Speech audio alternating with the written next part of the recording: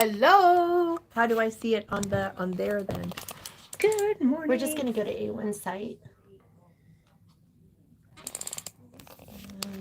A1. This is live. It's doing the countdown. Oh, no, it is live. You are live. I am live. Hello, everyone. Okay, so we're here at A1. I'm going to go to our page, and then this is our live right here. Okay. So we'll just click on that. Oh, perfect. And then on where it says top chat, put all. I think they're dropped down. Live chat. Yeah. Good morning. Hello, Angela. You're number one, the first person to comment. Good morning. Good morning, Sharon. I'm going to flip this around so you're not looking at me and you're looking at my little stash down here. There we go. Good morning. Good morning. Good morning. We're going to have some fun. I want everybody to take a deep breath because you know what? It doesn't matter. This is not something that's really, it's fun. We're going to have fun. So I don't want anybody to be all stressed out. I'm going to share a lot of my ideas with you. I feel like sometimes things can be done better, but sometimes things can be done differently as well. So I'm going to go through. First of all, let's look at this panel. I mean, look at some of the things on this panel. It's so stinking cute. And I did, instead of using on the panel, each piece is assigned a lining piece. I just thought it would be more fun to have more bags. So I just used, I had bought a fat quarter pack of Minki Kim Bloomberry. This is all from the Bloomberry collection. And I thought I have the fat quarters to use. Hello, Lan. Good morning, Wanda. And so I did all kinds of different things. Like on this one, this is just a piece of leftover vinyl, the pink you see in the background. And this is just one of the little labels that's on this Bloomberry panel. So just a little bit of creativity there. On this one, these are all these were all part of the fat quarter collection.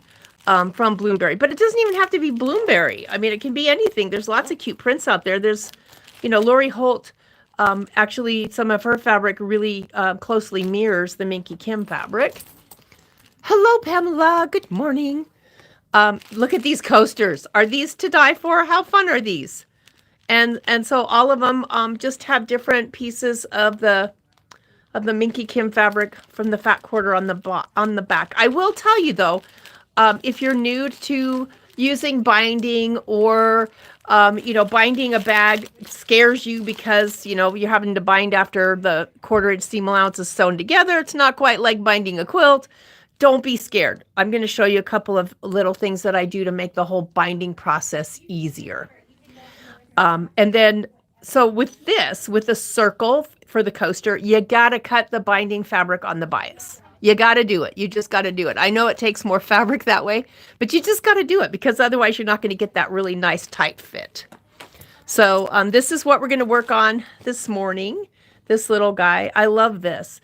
And I love a specific stitch that if you're using a baby, yes, Pamela, you can rewatch it. It's going to be, it'll be on the YouTube channel. It does its thing. YouTube does its thing and it puts it on our YouTube channel when I'm all done.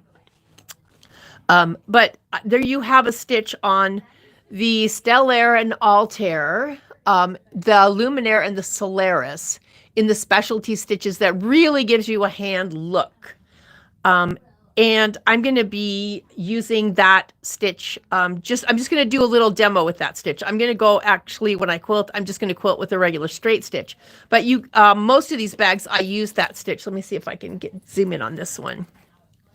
So if I get really close, can you see how that almost looks like hand stitching? That's that specialty stitch that's built into your machine. And how it works is that you put monofilament thread in your needle, and then you put the pretty thread in your bobbin. Good morning, Paula. So, but today I'm just going to be doing regular thread, and I'm going to be quilting with this 2D variegated because it's almost invisible, but not quite invisible when you quilt with it on a light color, and it's number TU41. So that's what I'm going to use this morning. Also, as I trim my stuff, oh, this is the other one. And this is really fun. You can kind of freehand go around the actual peach or strawberry. I think it's a strawberry. And then it kind of makes it be like a little bit of 3D on the front of your bag. So much you can do with this. So this is the swing and sling. This is the one I did with all of the leftovers from my Bloomberry panel. So these are some, you'll see some of the little pieces that are meant to be, that are just, essentially just fringe. I call it like Surrey with the fringe on top. It's not the Surrey, it's the fringe on top. But if you cut carefully, you can do this. And on Minki Kim's channel, her YouTube channel, she does show you how to do this part. It won't give you the size and dimensions of this bag, obviously, because you have to buy the pattern. But she does show you how to make, it's all your scraps. And then this is that top part of your Bloomberry panel. And then it's the same on the back. And then I just chose to add one of the little labels that she has on the back. So this is going to be a really fun class. If you, and this bag has come in so handy. I don't try to get attached to anything I make because I usually end up selling it, but I don't think that one's going to go anywhere. So now I'm going to go through some of the supplies that I brought. First of all, we got to do zippers. So I put a zipper jig, a Gypsy Quilter zipper jig on the supply list for you. If you have gotten to the point that you can actually put zippers on without a jig at all, hallelujah. It's total freedom. But sometimes it takes us a while to get there. So this zipper jig helps. Also, you literally can use a fork if you have nothing else to apply a zipper pull to zipper tape. Zipper tape is really the most economical way to go.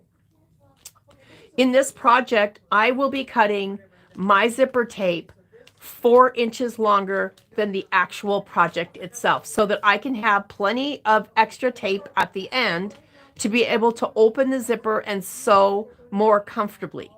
So that's how I will be doing it. And if you bought like a if you bought a pre-made zipper that already had like the metal tab and the pull, you probably bought like a 18 or 20 inch. The 20 inches is what will give you 2 inches on either end as well.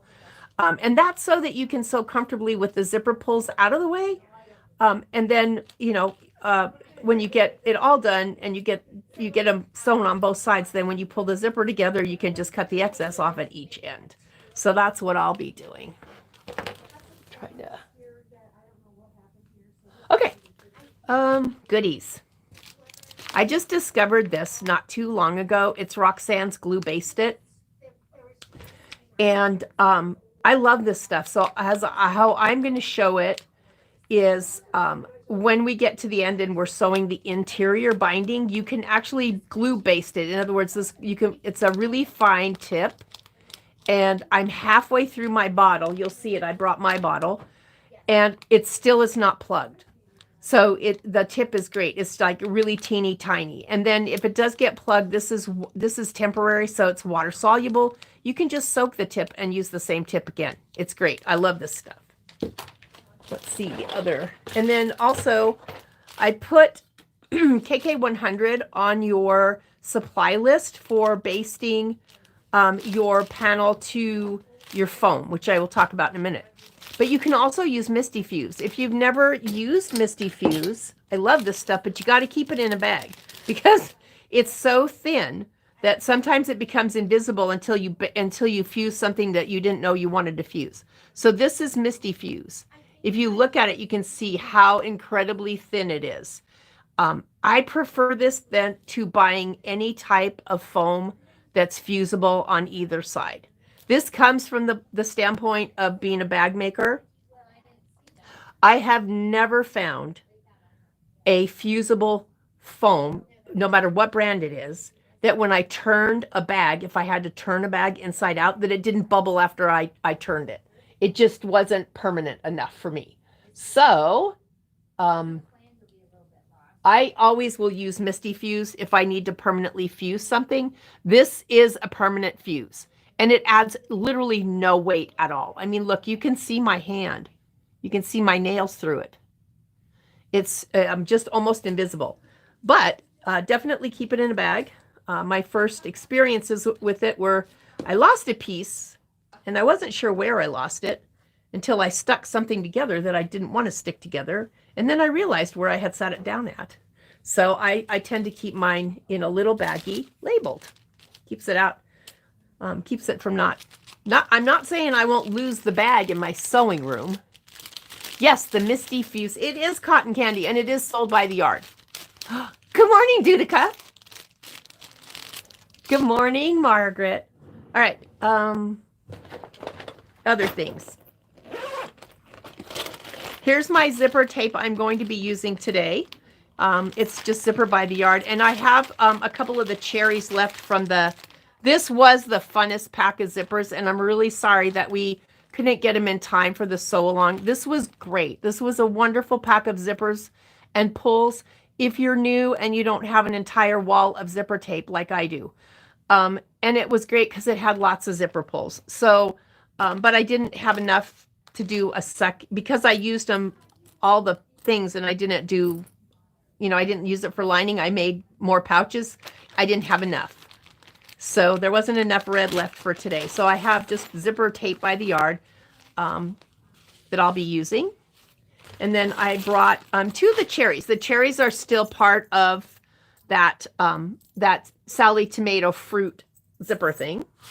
So I'll set this over here. And then I brought one of the Minki Kim labels.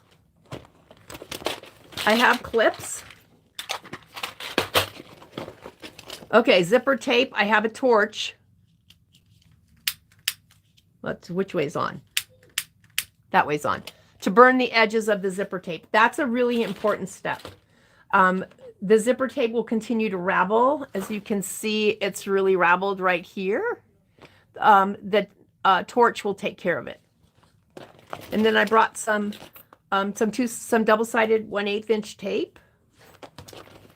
And I have my favorite rotary cutter. I also want to show you something really cool. If you really struggle with projects that have like a 1/4 inch seam allowance and then having to bind them, you can use fold over elastic for binding. And you're saying, oh my God, that's pretty gaudy. You're right, it is, but it folds either direction. So that would give me, and then if I needed stretch, I have stretch. You're only going to get a 1/4 inch. So like on this, I actually have more like 3/8 of an inch because I like my binding wider, but you could use the fold over elastic.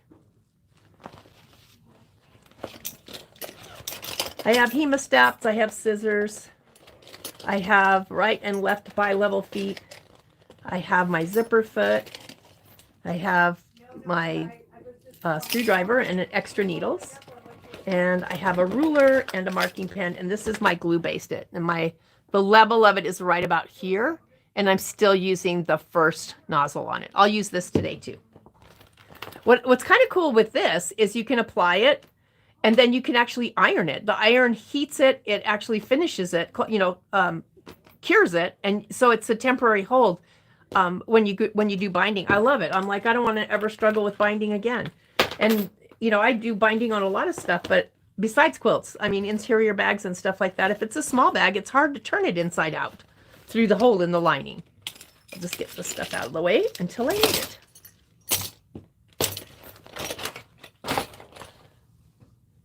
Every sewing case needs a torch. Well, it's great for when you barbecue, too.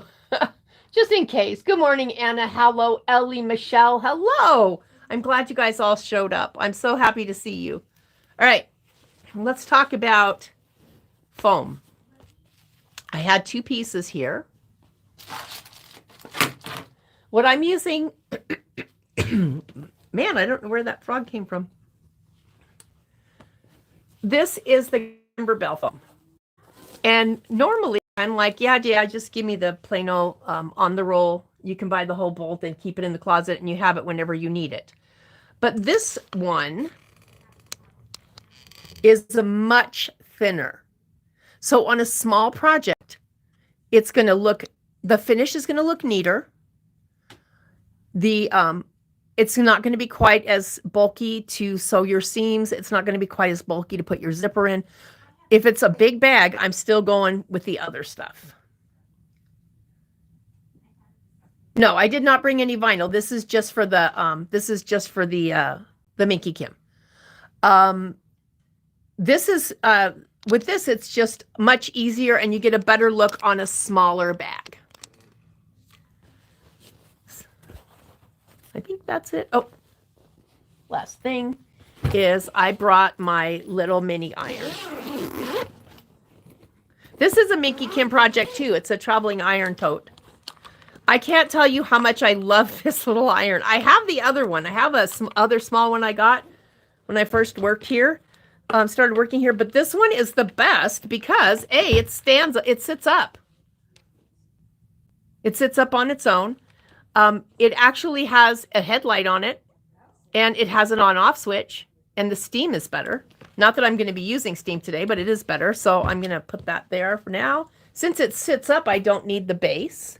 And since I'm not using steam, I'll put that in there. Joanne, hello. This is my first YouTube live Sewalong. I think I've done a Facebook live where I unboxed some vinyl once when I was at home, but not a Sewalong. All right, so let's look at our panel. I just have a fat quarter of this green that I'm going to use for my lining. You could use anything for the lining, but I'm also going to show you if you wanted to use the lining that's provided. So with this piece here is labeled as the Little Friend zipper pouch lining, but I'm thinking that was so pretty. I didn't want to use this for lining. So I didn't. I actually just used a fat quarter. If you want to use the inside, you're going to have to be very careful that you match them. Or here's my other suggestion is do the quilting on the front with the foam and a thin piece of muslin underneath. The muslin is there so that when you quilt, the foam will get caught on your feed dogs, and sometimes your stitches are irregular. So if I'm not putting the lining on at the same time, I'm always going to put a thin layer of muslin down there. It's not going to add really that much weight to a bag, and it makes the whole stitching process much nicer.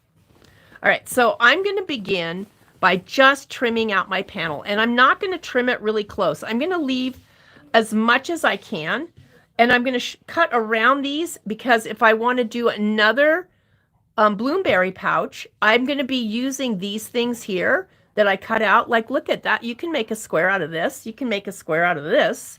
You can make a square out of this. I think I did, actually. So, and then, there's a lot of other fun stuff on here. But I am going to use the part that was assigned for this to be the binding. So this says Little Friend zipper binding. If you want, what you can also do is if you save this, you can use this lining as not only a separate bag, but also a pattern, because the whole piece is just one piece if you wanted to make more of them. I think a dumpling style pouch is one of the cutest pouches of all. I really do. I call this a dumpling because it just kind of looks like a dumpling.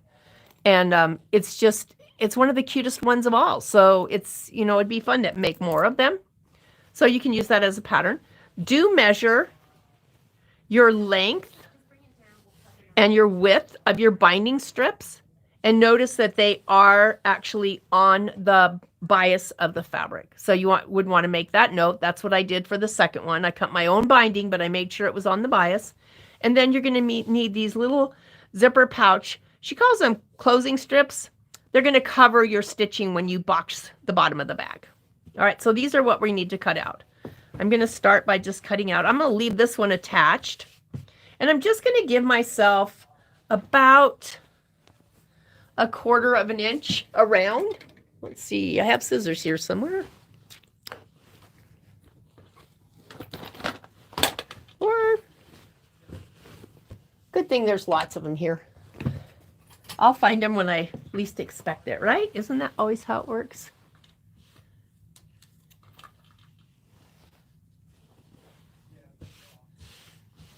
All right, so I'm just going to go around, leave about 1/4 inch. And I'm going to leave this just attached. I'll get to it later. Doesn't have to be straight because I'm going to trim it out later.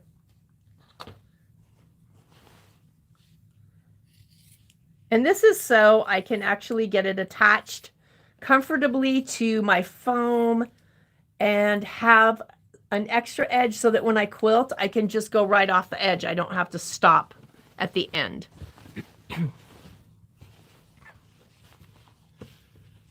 Under the pink floral. Thank you. So you remembered. There they are. Thank you so much. Thanks, Lynn.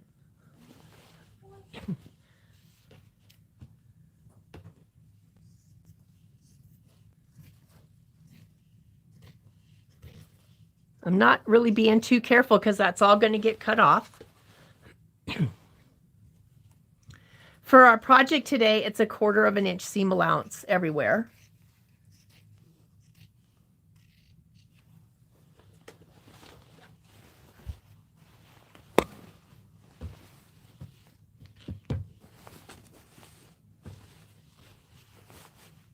You guys, I'm used to using a big space. I have a huge conference table in my sewing room, so a little space is kind of, oops, how do I do this? This one I think is one of the ones I used in the bag. I want to say it's on the back somewhere. Yeah, there it is, right there. So these are, I think, 2¼ inch squares. So that's what I'm trying to vie for, is that I leave at least 2¼ inches. That this can be cut to 2¼ inches. And again, it doesn't have to be perfect because all this is going to get trimmed away. I say this every class, but really, we tend to be perfectionists, and we tend to have to have everything be so very, very precise. And I'm not saying that there's nothing to say for precision. We absolutely do need precision, but I had a really good instructor, and her comment was always, is it costume or is it couture? Is this going to be a family heirloom, or is it going to be a dumpling pouch to hold your stuff? If it's a dumpling pouch to hold your stuff, you probably don't need to be as precise as you think. So that's why. And then this is the top panel of that bag. I saved this whole part. So I'm going to be careful. I'm not going to slice in here. I'm going to come around from the top of that other one. But I can't really use this part here. It's not big enough. So I can start here.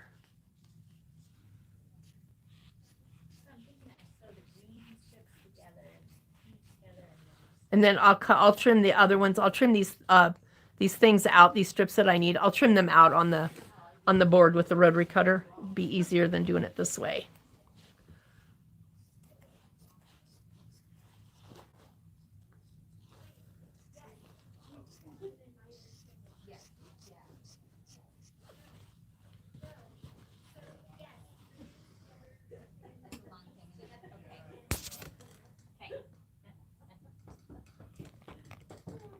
Is that better, Margaret?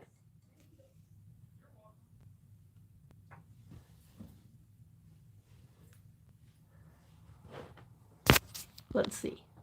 How about if I do that? All right. How's that? Is that better?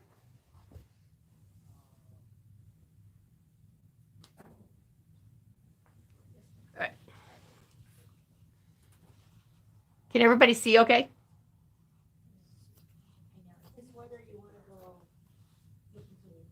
Thanks for letting me know now. All righty.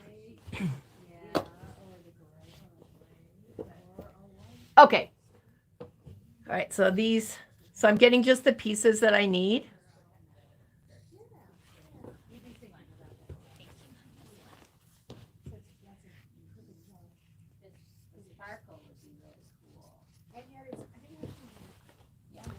And then also these that were supposed to be like a mini patch, they ended up as a square in the bag as well. I did also use pieces that were left over from my fat quarter pack.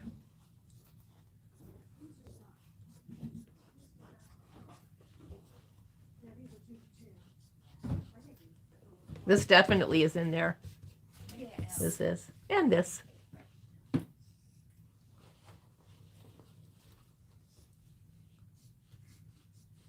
This is definitely easier to cut out if you have a larger area, and on a flat table would be great. Okay, let's get the rest of this out of the way.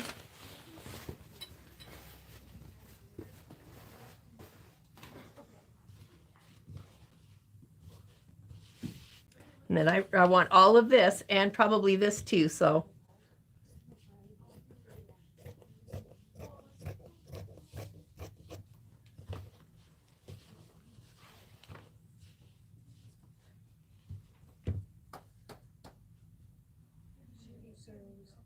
So let me see if I get this right. We see the supplies. All right. Right now, the only thing you need to see is just me cutting on the board. So if you can see that good, we're good. I'll zoom back in when I go to the supplies. Okay. All right. All right. I just want to get all the stuff I don't need out of the way, including the bags. And I'll get my iron plugged in.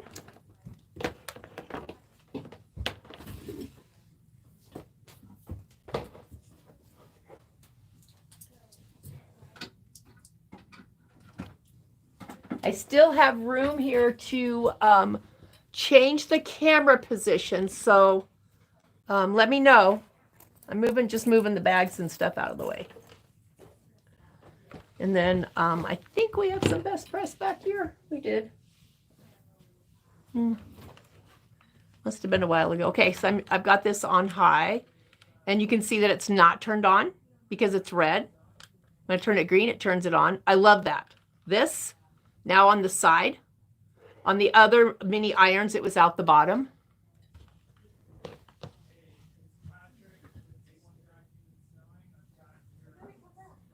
I do use water in that iron, but I'm not using water in the iron today. Literally, the pieces fit together so well, I don't have to really steam the bejesus out of anything. But it does. The water goes in, where does it go? Oh, right here.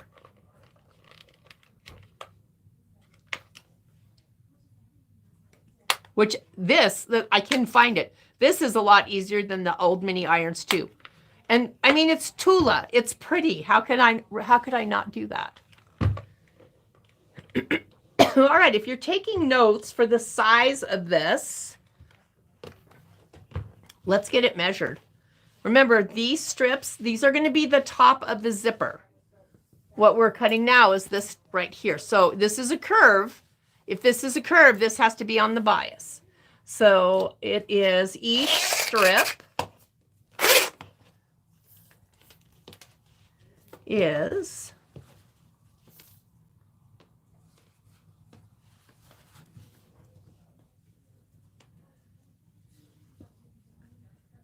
16 3/4 of an inch long by 2 1/4 inches wide. Let's get this.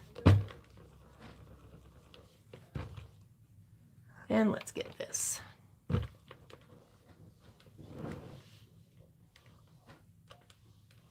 So when you do I love channel quilting. I love the way that it looks. I know I always keep saying I'm not a quilter. I'm not really. I don't shred fabric and sew it back together except when I'm new at a bag. But I do love the look of channel quilting. And you probably already know this, but on our rulers, we have markings. Like this is 30 degrees, and it also has 45 degrees on here. So it changes the look of the channeling. So I can take that 30-degree line and I can place it on the straight, and then I have a 30-degree line here. When I want to do the other side, I just turn the ruler the other way, and then I can get that 30 degrees going the other way. So that's what gives you a look like this, where it's more like a diamond. If I use the 45 degree, it gives me more like a box. So that's what's the difference. Oh, Paula, that's a great idea. Joanne, you need to open the iron now. You could be using it today, having fun with it. All right. I already pressed my foam. I did take it over there. It's just a leftover piece. So I'm going to actually, I should be doing this in a tent, but I can't reach the tent. So I'm going to spray it off camera here. And I'm just spraying the back of the little thing here with some KK100. And I don't care if I have a little overspray because my foam is bigger than what I need. And I'm just going to lay it out and smooth out all the wrinkles.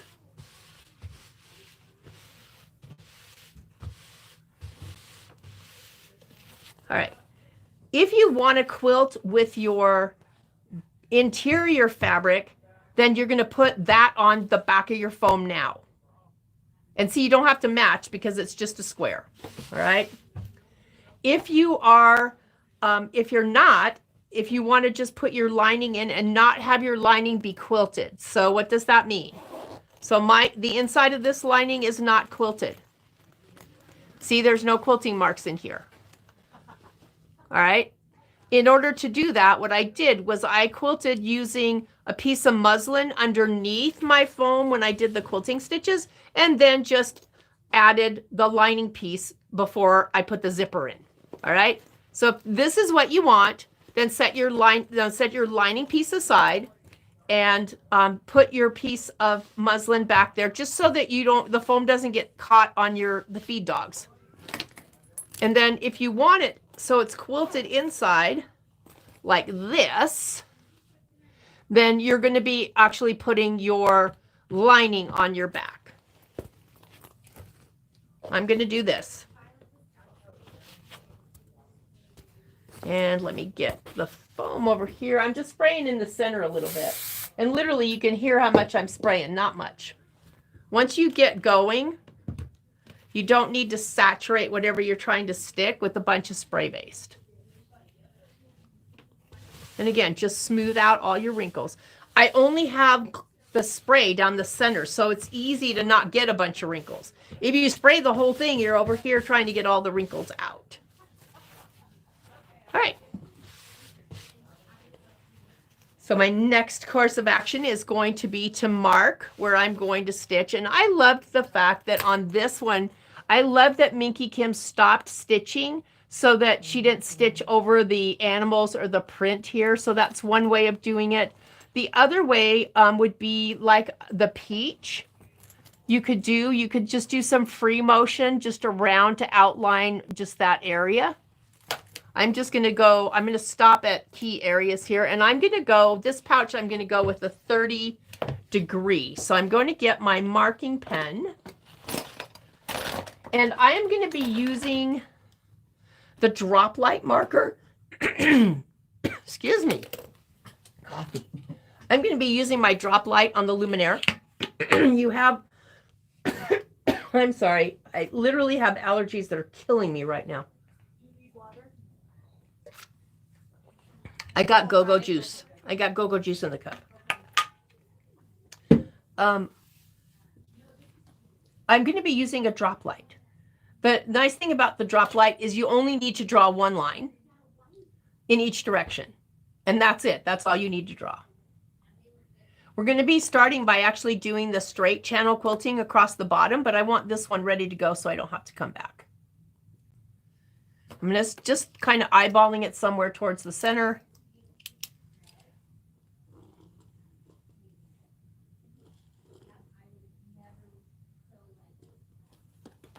And then I'm going to be just turning the ruler. If you have a short one at home, the short one's really easier for this. Turning the ruler and using the other side of it to do the other direction.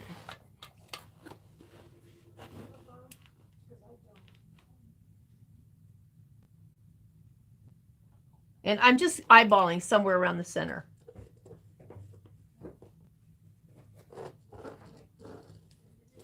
And then I'm going to do the same for the other side. I'll start here and then I'll go right on to there.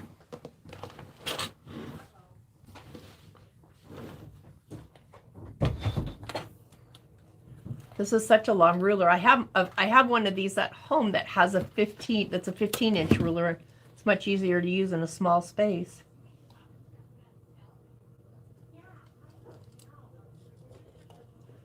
I suppose I could just flip the ruler upside down, huh, and see what happens there. Oh, look at that.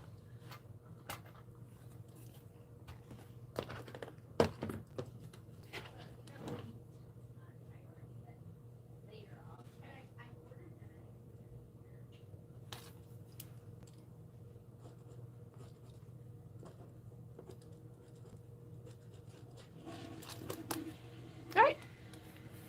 So much for that. That can get out of the way for now. All right. Good afternoon from Ohio, Miss Barbara. It's nice to have you here. All right, I'm going to get started. Can't think of anything else right now. If you think of anything. So like I said, I'm not quilting on my lining fabric. So I just have a piece of muslin. If you want quilting on your lining fabric, you should have your lining fabric down here instead of your muslin. And hopefully your lining fabric is a little bit bigger. Like this is just a fat quarter. I don't even probably need the whole fat quarter for this, but I'm going to figure that part out after I've done my quilting and I've trimmed this. So I'm going to move over to the sewing machine. Give me a second here to throw all of this over here. All right, I'm done using it. Off. I love this. I love having an on-off switch. I think that was a huge improvement.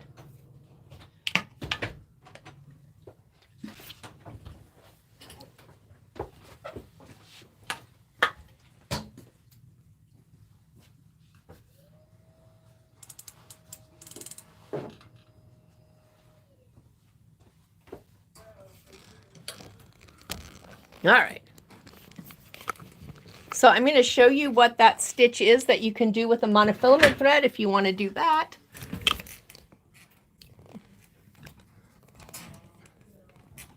Let me get the camera. I'm sorry. There we go. There we go. That's better. So this is on, for sure it's on the Luminaire and the Solaris. And if you have upgraded your Stellaire or your Altair, then it would be on those machines as well. And it's in the category labeled S. And you have 3 different lengths. And I always find that the longer one works the best. And this is the one there. You will be putting pretty thread in your bobbin and running monofilament on the top.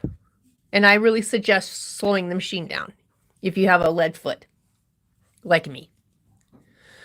For today, I'm just going to be doing regular line channel quilting. So I'm going to be using 1-03. I'm not using the actual, what they call it, the quilting one with the dot at the back, because I don't really need to stop. And I really, if I need to backstitch, I want to be able to backstitch, and I can't do it if I have that one set up. So I'm just using, I have an 80 needle in today. The Microtex chrome needle that they put in your machines when they service it. It's a great all-purpose needle. If I'm doing piecing, I still use this, I still use the same thread once in a while, but mainly I'll use like a 70 needle, and I use the Decorative bob, which is 80 weight. So, all right, here's what we're going to do. We're going to start by doing the channel quilting in this area. And there's a couple of things that you can do if you would like. So instead of going from one all the way over to the other side, I actually drew a line down the center, and I started from the center out. Because when I did it, starting here and then using the 1/4 inch or whatever she used, I ended up having one fat thing over here. So I'm going to go ahead and mark the center with my little ruler.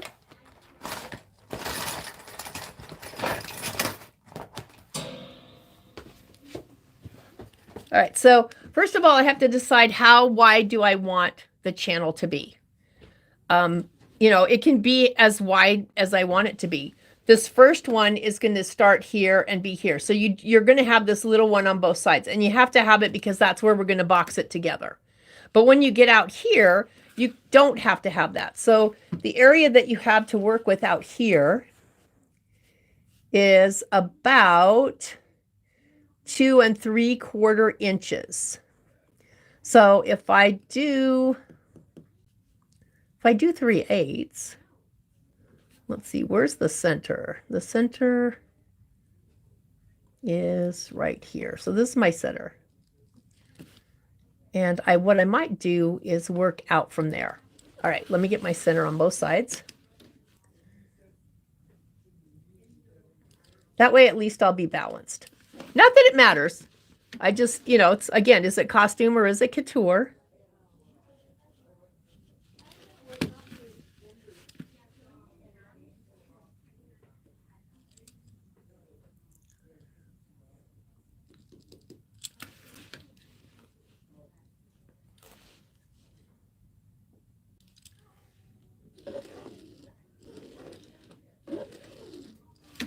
All right, so there's my center.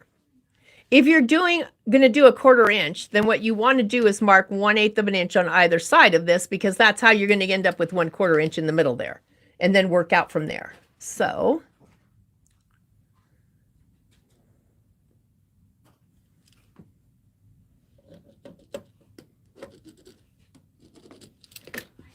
and again, I'm going to be using a guideline, so I'll have some distance with the guideline. I can put the guideline ahead a little bit.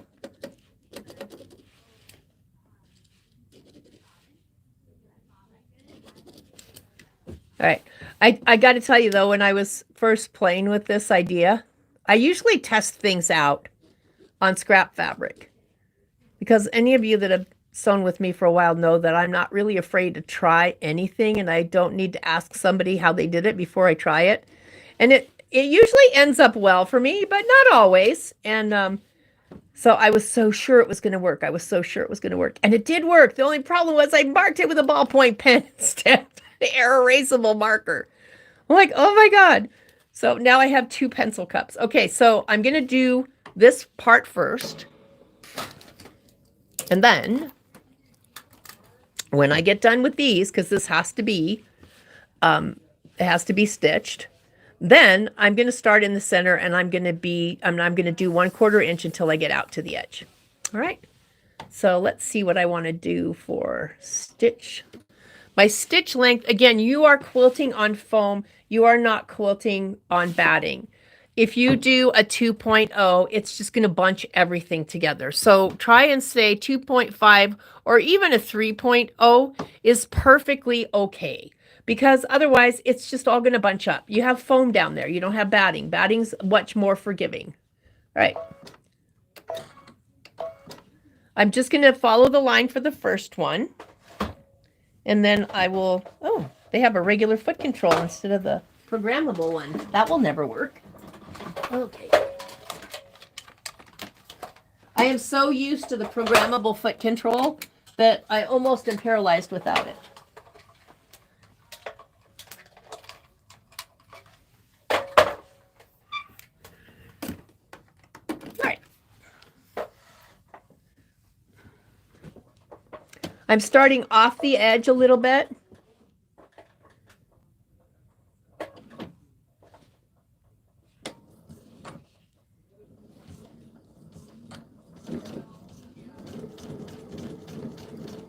And so I'm not doing Speed Racer.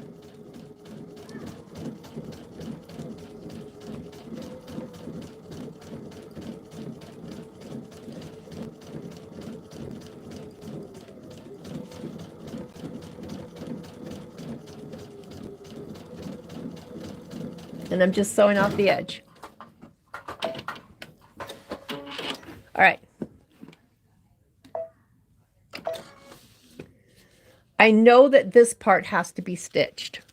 Let me come in a little bit closer on that, if I can.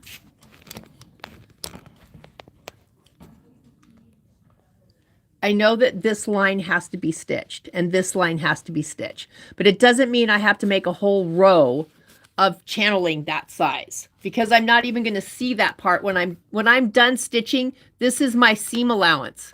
So I'm going to just I'm just going to put this down, and I'm going to just stitch right on that edge there, because it has to be there. It has to be there so that I can that it holds it together so that I can box that corner. All right, but doesn't mean that all of my stitching has to be that length, or I mean through here. I think that's what threw me off before.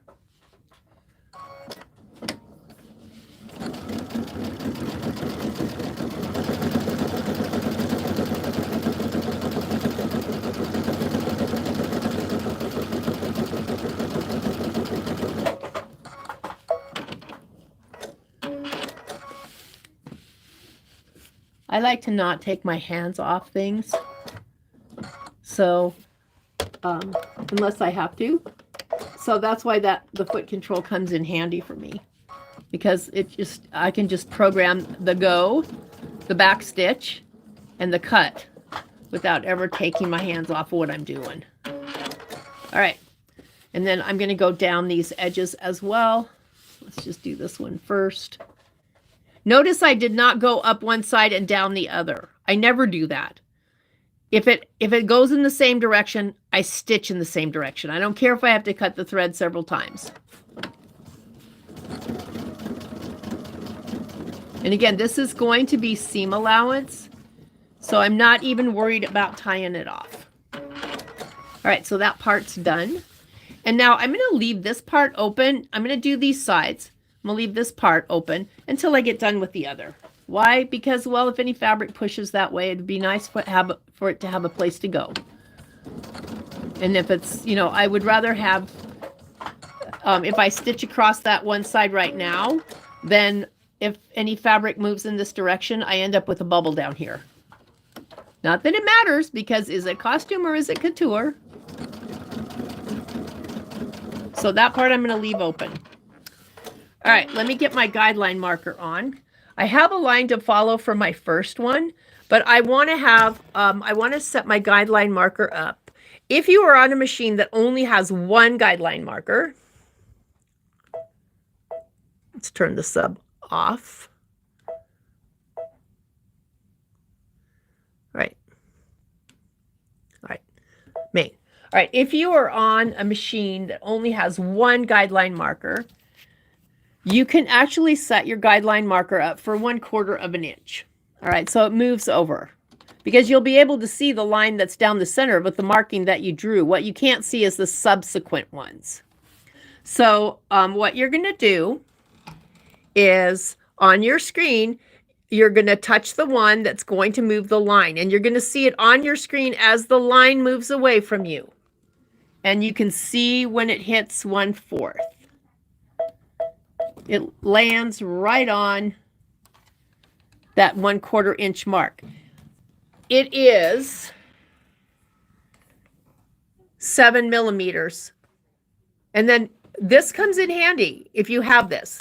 So if you know if you have it, that's great. If you didn't know you had it and now you see that you do have it, woohoo! This takes it and flips it over to the other side. So see how my line jumped to the other side? So right now I'm going to just leave it on the right, and I'm going to stitch. Okay, so my first line is this broken line right here. I'm going to go ahead and move my guideline marker to the center, because that's going to be my line that I'm going to follow. And then I'm going to move it out to 1/4 inch when I get on the other side. All right, so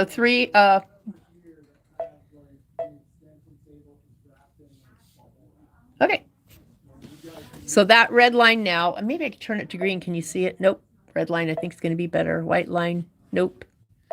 Red line's still better. I know it might be a little hard to see. Maybe I can get in a little closer here.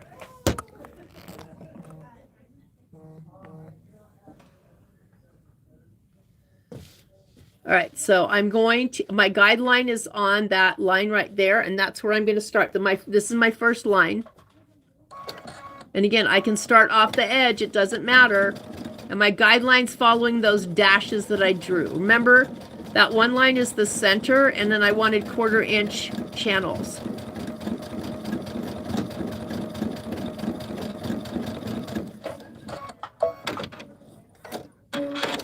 All right, it's still in the center. I'm going to go now on the other side, and then I'm going to have it do the 1/4 inch.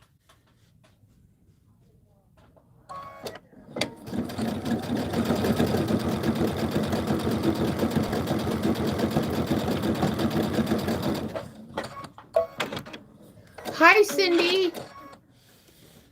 All right, so now I'm going to take that guideline marker and I'm going to move it over. Look on the bed of your machine. I'm going to move it over to 1/4 inch.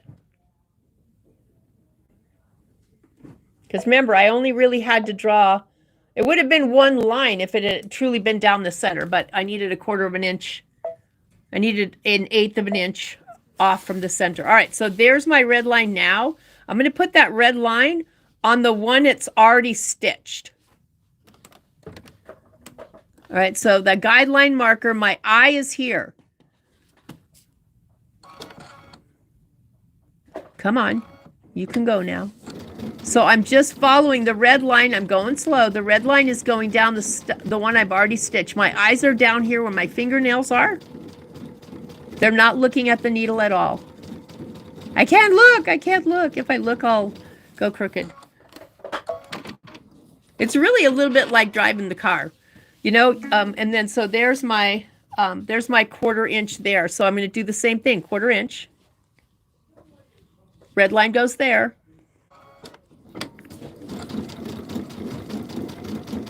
And you could set it for whatever you wanted. I wanted a 1/4 inch, but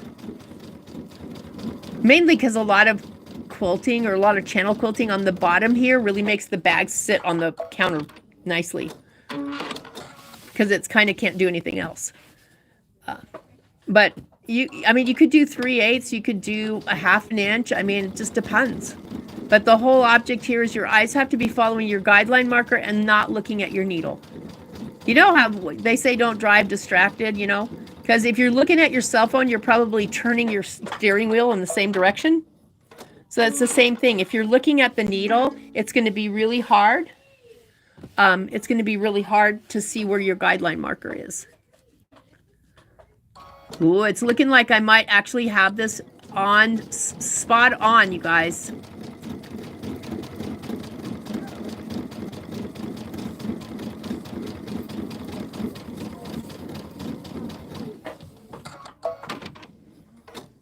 And as you can see, since I'm running off the edge here, I won't have to go across here. There's already stitching there. Okay, 1/4 inch. Let's see where I'm at. Ooh, look at this.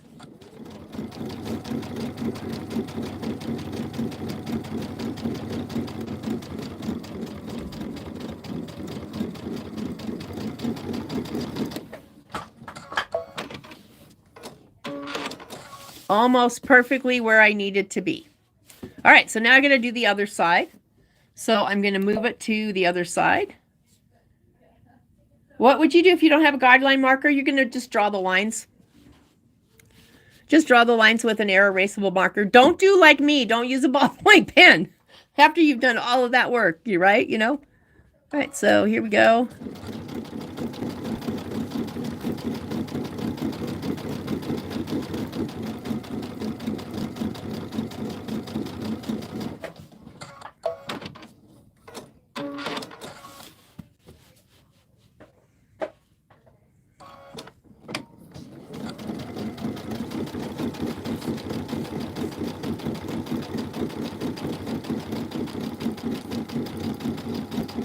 I'll tell you though, you will only make that mistake once of using a ballpoint pen.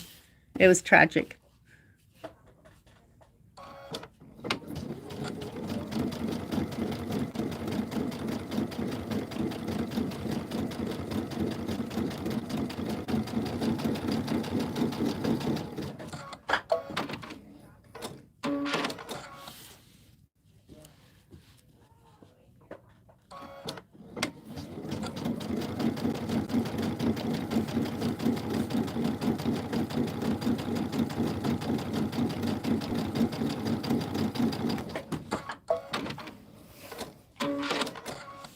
All right, so I'm done with that.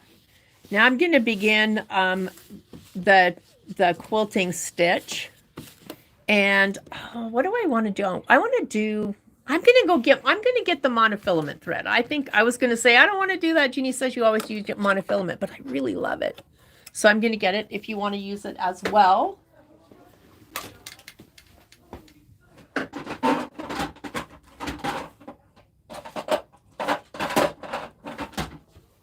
I'm so attached to monofilament thread that I buy it in cones.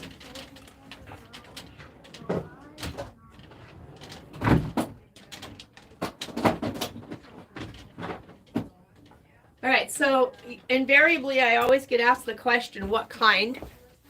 I only use Superior anymore. It's the only one that I've been entirely successful with, actually running off the top of the machine. All right, I don't put it on a spool pin unless I have to. I'm just going to put it right on the top. And I say unless I have to. And it just depends. Some machines are fussier than others. But I usually do not have a problem with this at all. And we'll see. As far as threading the needle, my Luminaire hates threading the needle with this. So it's like 50-50. Did it thread? No, it didn't thread. This is when the, I'm going to try it one more time.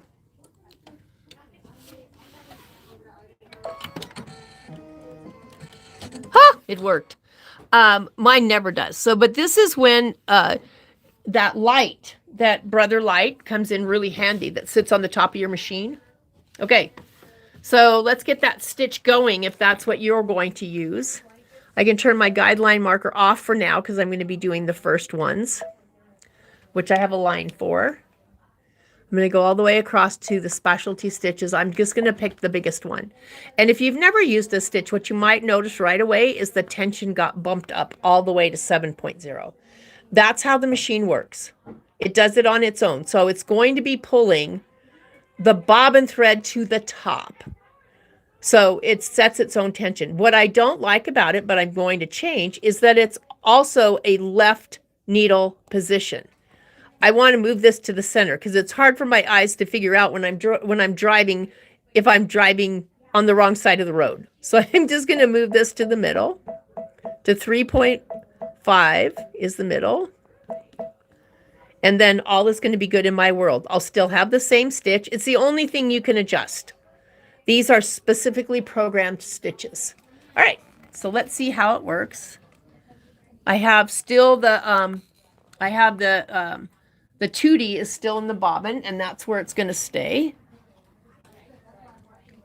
So I'm still going to have very subtle quilting, but I love the way this comes out. So I'm just using the mark that's on my foot there.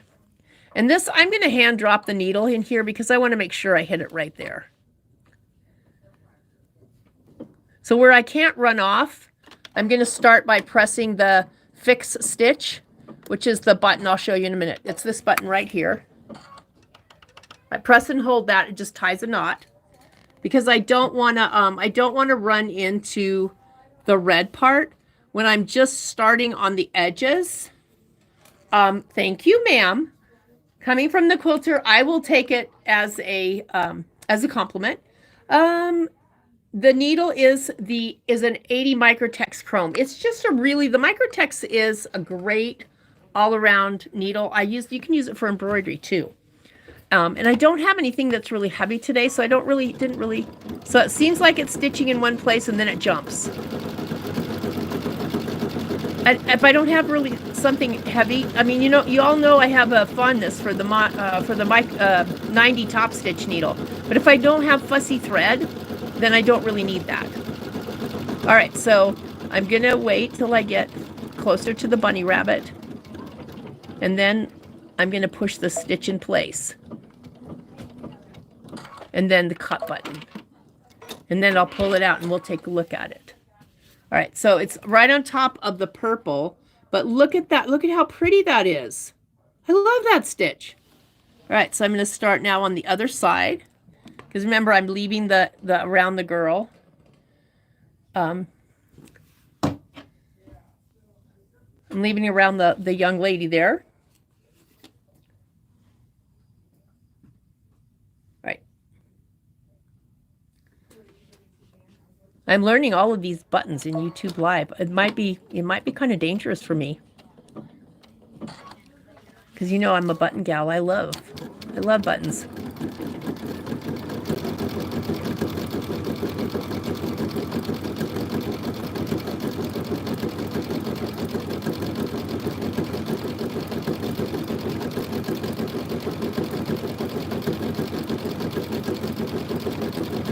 And with this, I'm just going to run right off the edge. It doesn't matter. I'm going to be trimming anyway. And then my zipper is going to go there. So if I don't have a perfect knot, that's fine. All right. When I do this kind of work, everything goes in the same direction. So when I do the other side, I'll be starting from the bottom and going to the top. So usually that's what I do, bottom to top, because I can remember that. All right. Now, I want an inch between. So how am I going to do that? I'm going to come over to my my guideline marker. I'm going to move it all the way over. There is an inch mark right on your machine here. The grid works if you have the 45-degree angle. The grid does not work as well if you have used like the 35-degree, because it's more like a diamond, and so that it's not as easy. All right, so what I'm doing, first of all, let me flip it back over to the right side, and then I'm looking at the bed of my machine, and I'm moving the guideline marker until I hit 1 inch. Because really, it's a small bag. You don't need a lot of quilting in here. All right, so there it's at 1 inch, which is 25.5 millimeters. And so now I'm going to do the same thing as I did with my channel. I'm going to place my guideline marker is going to go over where I already stitched. And I'm just moving forward until I actually hit the red there. Oops, that's still too far in. Let's come up a little bit. All right, and then I'm pushing the stitch in place button to tie it off. Now, your eyes are going to be here. And you still have to pay attention here that you don't run over the critters if you want to have that vacant space. So for this part, you kind of have to pay attention a little bit. Notice I'm not doing as Speedy Gonzalez as I was before. I'm going to go over where it says handmade with love, but I'm not going to go over the creatures.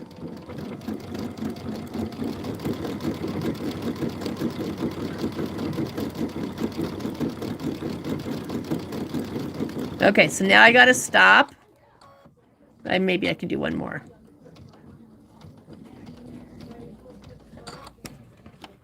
So this one jumps when it pulls up that bobbin thread, so I don't want to get too close. I want to give myself a little room. Guideline is still placed strategically on top of where I've already stitched. And I think what's going to happen, I think I'm going to have enough over here because my guideline's long enough. Sometimes you have to look at, maybe you need to draw the line longer if when you get over here, that you're not going to be able to see anything. But look at how the end of my guideline is actually around where my needle is. And how you adjust that is with this right here. So that moves your line forward and backwards. So this moves your line from side to side. Notice it has the arrow side to side. This moves your line forward and backwards. So I have the end of my guideline situated with the edge of my needle plate or my foot there, so I can see where it starts and stops. Even if it goes off the edge here, I'll still have some that I can see with. All right, I'm going to tie off.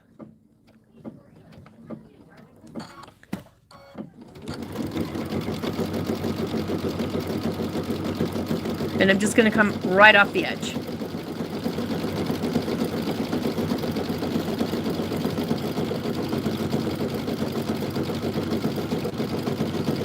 See, I can still see it.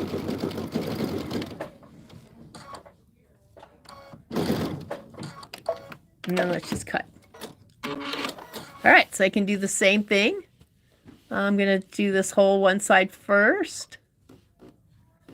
I think key for doing stuff like this is you do want, I like it so that everything goes in the same direction. So if you're doing this way, do the whole thing that way. If you're doing this from the bottom to the top, when you do the other side from the bottom to the top. So if there's any shifting in fabric, you probably wouldn't even notice it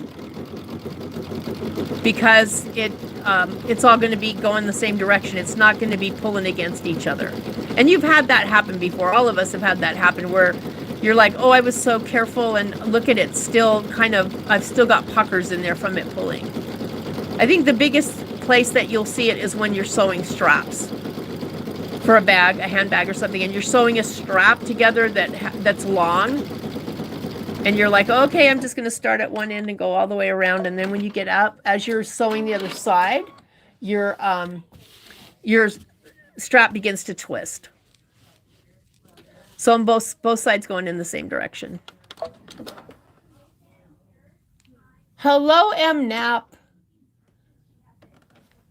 Yes, if you quilt it to within an inch of its life on the bottom, it will sit flat on the table. Nice to know, huh?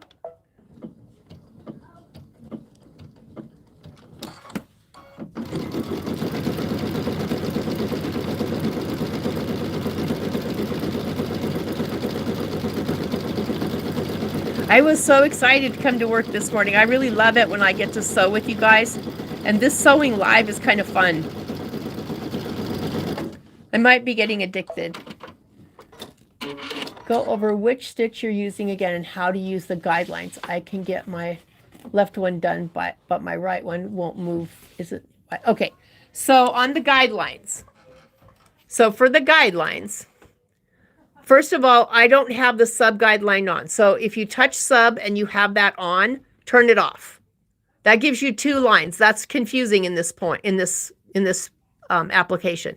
All you want is the main line. This one moves the stitch side to side. To get it to go the other way, that's what this is. It's a mirror image. So it's going to flip it to the other side. So, and this one will tell you, you can move this one while looking at your face plate, your plate on the machine. And you can actually move it to the inch or that you want. If this was using the 45 degree instead of the 35 degree, we could just be using the grid built into the sub menu. But the grid really only works if you've got a square. All right, so that's that. The stitch that I'm using is in the S section at the top. You have to kind of scroll. If your machine is right here, you have to kind of give it a whirl. And it gets to the end there, and we're using S05. That is a hand look stitch. All right, let's see how much I got. I just got a little bit here, but I'm going to do it anyway. Like literally, maybe an inch.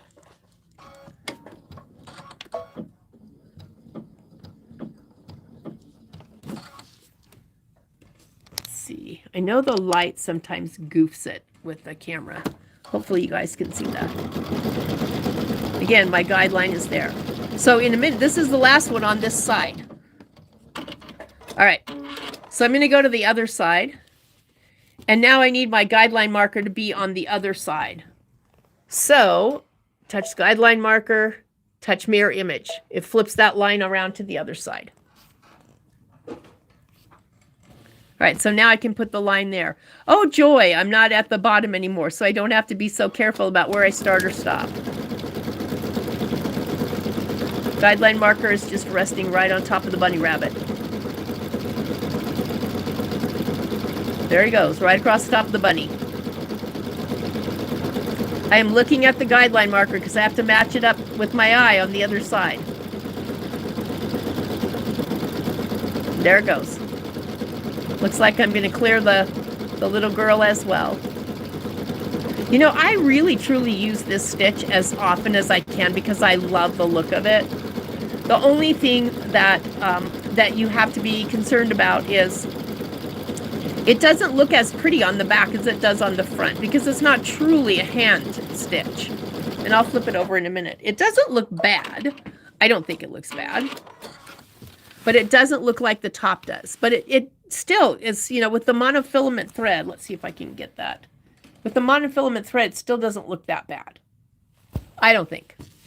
But To each his own. You know, some people are like, yeah, no, I want it to look, you know. So sometimes what I'll do is say, okay, if you care what it looks like on the back as well, then that's the time where you just quilt on the batting or the foam with your layer of muslin, and you just bind it. You know, you just put your backing on after the fact and stitch in the ditch. Check and rethread. Let's see. On monofilament, I will tell you that when it says check and rethread, I rethread all the way back. I don't just grab it and put it in the needle because I don't know where the problem is. And the last thing I want to do is get monofilament stuck, you know, inside the take-up lever, you know, because I'm not going to see that. I'm going to have to bring it in. So I want to try to not do that if I can.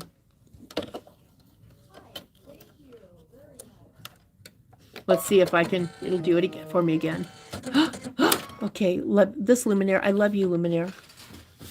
So whoever bought, if you're on here, if you bought the store model, guess what? Your machine loves to thread monofilament. Let's see if I can get the focus a little better. There we go. There we go. Oh my gosh. There's 41 people on here. There's 41 of you that want to sew with me. Oh my gosh, I'm humbled. I love it though. I think one of the things we all learned too with the pandemic was that sewing is a very solitary sport, and we think that it's, you know, that we're just fine because we can sew all by ourselves, but really we love it when we can sew with friends.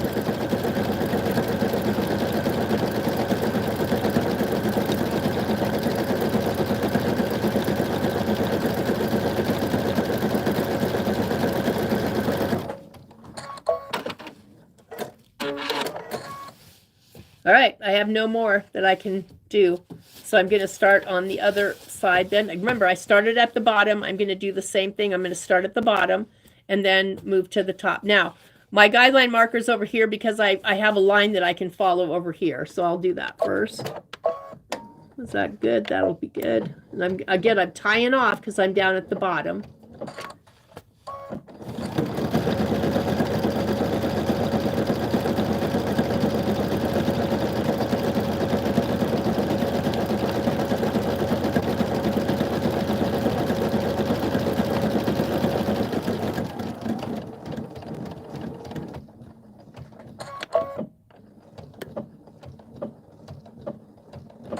Okay, little tip here. I don't know where in the process of sewing that stitch the stitch was. I have a really small area here. If I wanted to do a whole stitch in here, I'm going to utilize something else that's in your settings. So if I drop down my settings, I have this right here. And that means go back to the beginning of that stitch. In other words, I don't want you to finish off the stitch I just tied off. I want you to start with a whole new one. You won't hear anything on the machine. It won't make any noise of any sort indicating that it's done it. But when you start to stitch again, it will begin using, it will begin at the beginning of that stitch. So with this one, I like to do that because I don't really want a half a stitch there. I want the whole stitch. So again, I'm going to start by tying off. It's a pretty small area. So I may only get like 2 in there.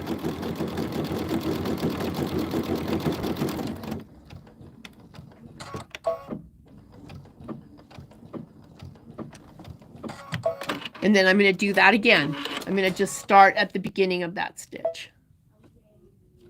Hello, Linda.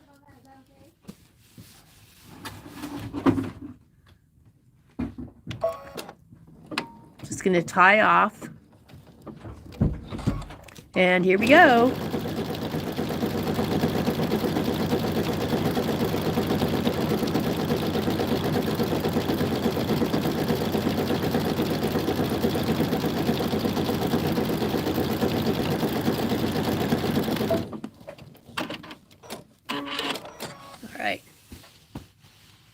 All right, there's my guideline marker.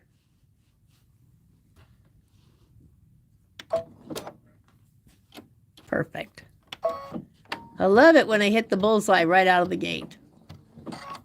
I'm going to grab my snips too because I have a couple of little as my old boss used to say, Schnibbelfrizz. If you're German, you probably know what that is. I have no idea, but she used to always say it, and she assured me it wasn't a bad word.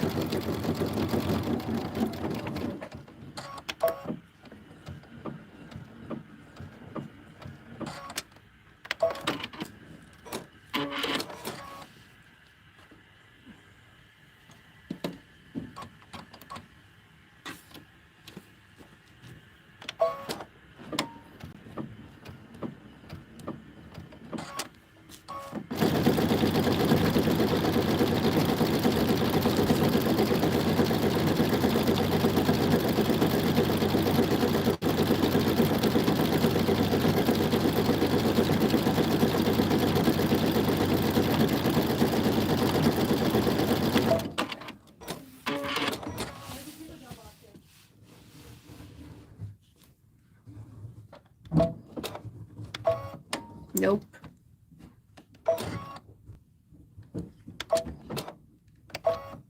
Nope. All right, costume or couture. Let's try it again. Third time's a charm. It's going to be okay whether I got it or not.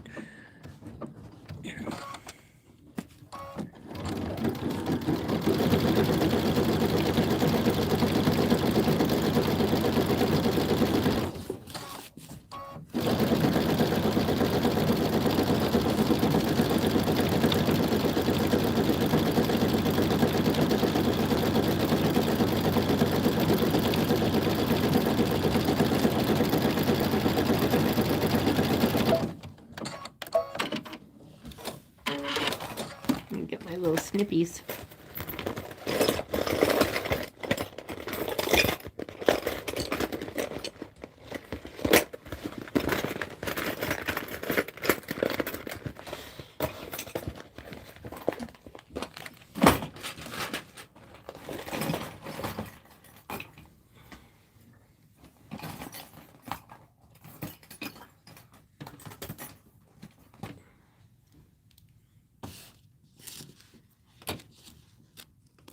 So with monofilament, it's best to trim those pieces when you see them, because then they disappear and you can't find them.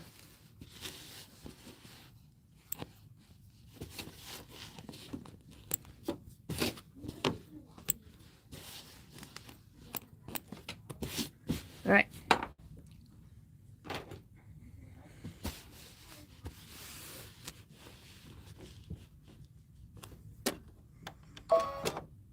So the 35 degree mark on the ruler, the diamond, more diamond, I like it anyway, but it also ends up being less quilting. I mean, you still get it, all the areas taken care of, but it's fewer rows. I think just the way it's.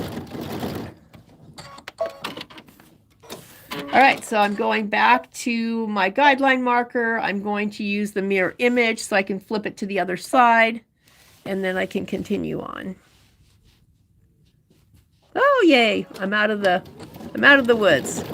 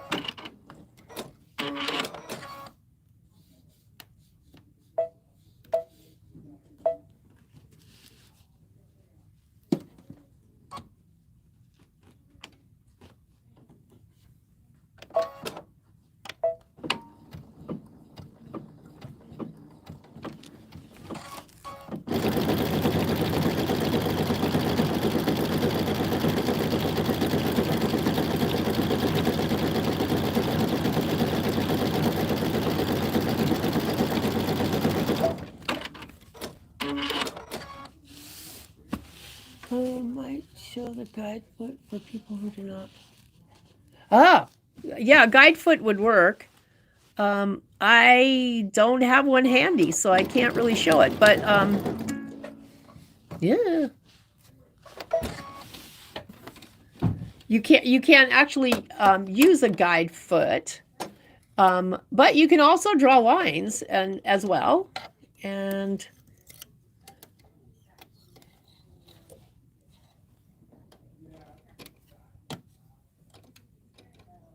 the guide foot looks very much like my J foot, but it has a flange that sticks out on the side.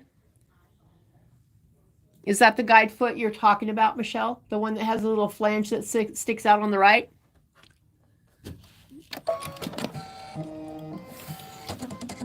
Which is great, except that when you have to go to the other side, you're going to need lines because the flange is only on one side of the foot, if that's what you're talking about. I mean, it's not a bad idea, but it's just on the other side, you're kind of toast without lines. But, you know, lines, I used to do this with my little featherweight machine, so.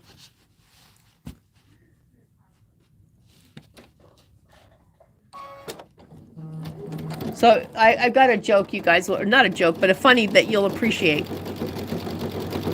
So sometimes my idea of a great vacation and my husband's idea of a great vacation are two different vacations. And I know none of you ever have that problem. So I have some very dear friends that have a cabin up at Donner Lake that's more like a little house, which is Donner Lake is still Sierra Nevada mountains.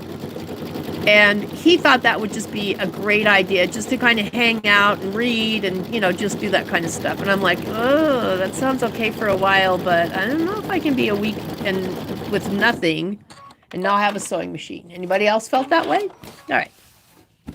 So I made my request known that, yeah, I think that's a great idea. And I'm happy to play cards and you know, read books and stuff with you and go for walks, but I got to have a sewing machine. He's like, you can't take a sewing machine anywhere without taking a bunch of stuff. I'll just say stuff. He didn't say that word. He said a different word. And he's like, I'm like, oh, come on. I'll just take one of my little baby machines, meaning one of the featherweights. And he's like, okay. But he handed me a laundry basket and he said, you can only bring a project that fits in the laundry basket. I'm like, oh, game on. I like a good challenge. I made a coat. Oh, okay. It goes in each purse class. Oh, that goes on each side. Oh, the edge guide. Are you talking the bi-level foot? I don't remember, Michelle, so I'll have to look that one up. Anyway, I made a coat. I made a coat with lining. It was a wool coat. It was a wool pea coat. I cut out all the pieces. I cut out all the stabilizers. I cut out everything, and I fit everything that I needed to make that coat in that laundry basket and did it on a featherweight machine. I'm like, game on. The one plastic that goes to 1 inch on each side. You showed us in a purse class. Oh, you know, I'm going to have to look back because I don't remember which one that was. Isn't that terrible? I'm sorry. I just don't remember. It'll probably come to me like at 1 in the morning or something. That's usually how things work in my world.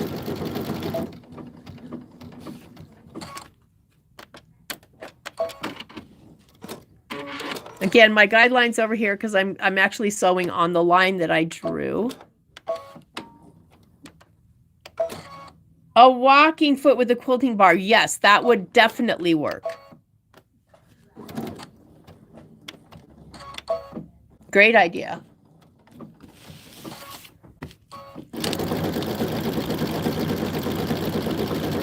I love the digital dual feed walking foot.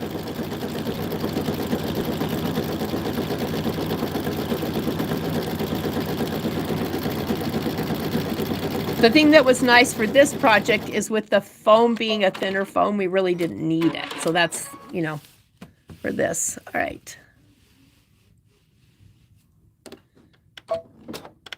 Nope.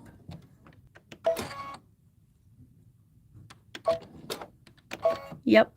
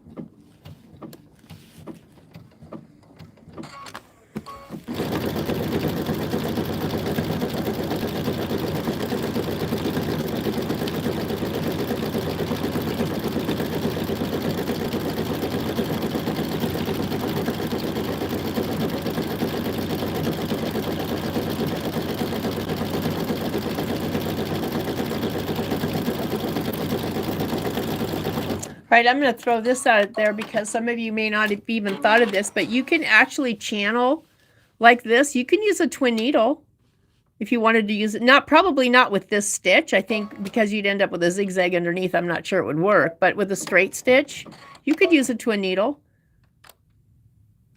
I think we kind of forget sometimes because we don't use them all the time. That there's, you know...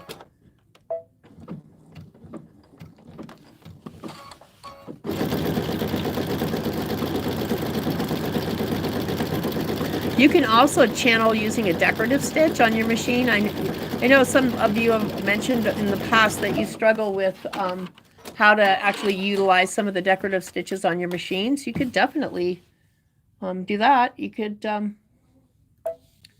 use a twin. You could use, you know, a decorative built-in stitch. A lot of them would work.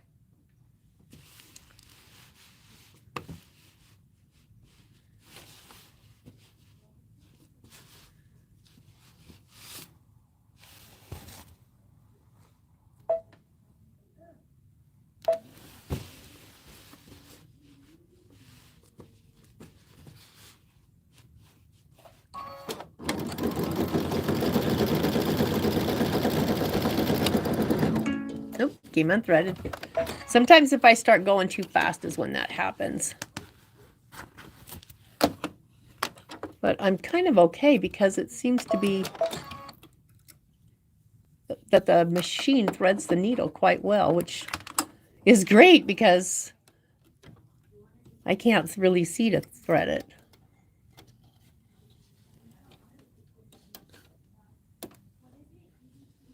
I do love that magnifying mirror that hooks on the machine. I do love that. I love that because I don't have to have a magnifying glass by my machine anymore for the times when I'm using monofilament. I can thread regular thread. I just can't, I mean, if it won't thread on monofilament, I have to get a magnifying glass out because I can't see it to thread it. So I do love that mirror. And I will grab it at some point if you've never seen it, that looking glass that fits on here. It actually is great. If you have like an old Dream Machine or a Destiny, stop this. What is your problem? It starts to sew, so what's the issue here? If you have a Dream or Destiny, it actually works on that machine as well because it has the little square hole on the top of the machine where the glass fits in.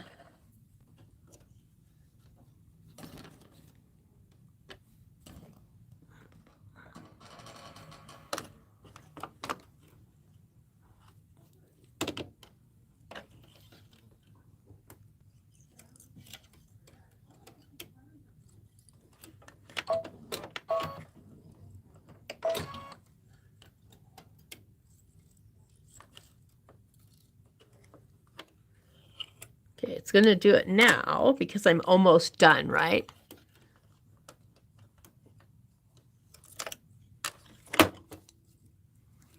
Maybe I'll just change and run it off the top.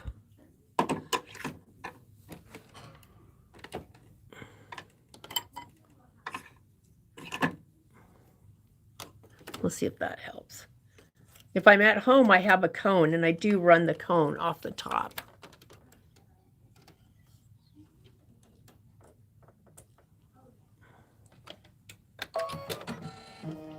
I hate the little man that cries. I'm sorry. All right, I'm going to try and drop this right about where I stopped. Is that close?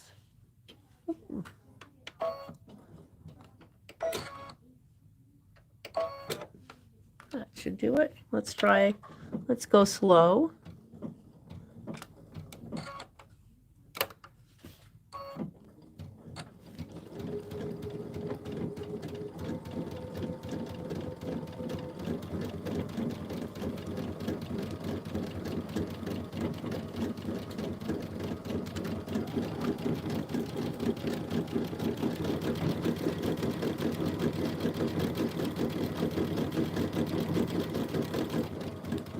Uh-oh.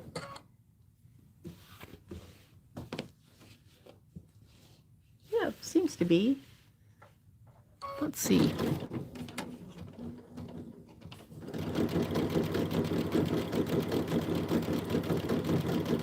Yep.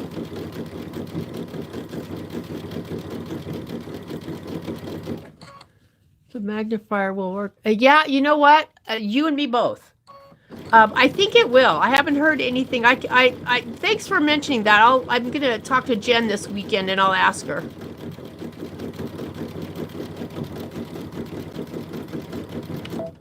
All the info's out. You should be able to see the picture of the top of the machine and know if it has the hole in the right place.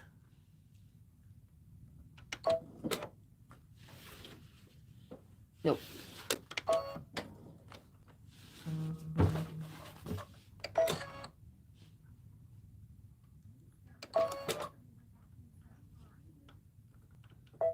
Yep.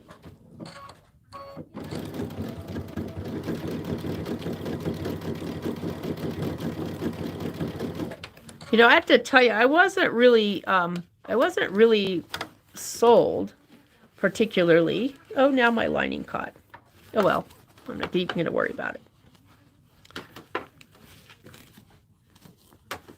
because it's going to be covered with the other. My muslin folded. Oopsie, that never happens to you, right?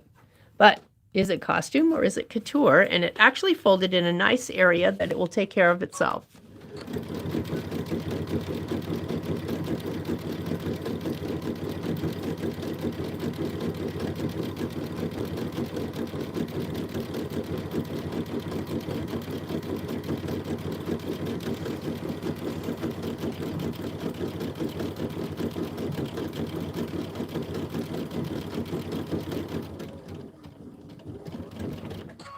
So if you're on a Luminaire or a Solaris and you bought your machine from us and you've never taken your lessons, or if you have one and you want to get in on some of the live Zoom lessons that we have, again, is it costume? Is it couture?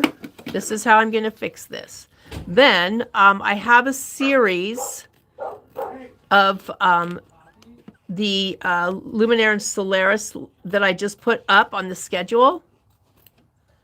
It's likely going to be the last live Zoom on them because as we look forward to the Avenir, we would have to have a Luminaire in the store, which means we'd have to have like a trade-in or something to do the live Zoom class on.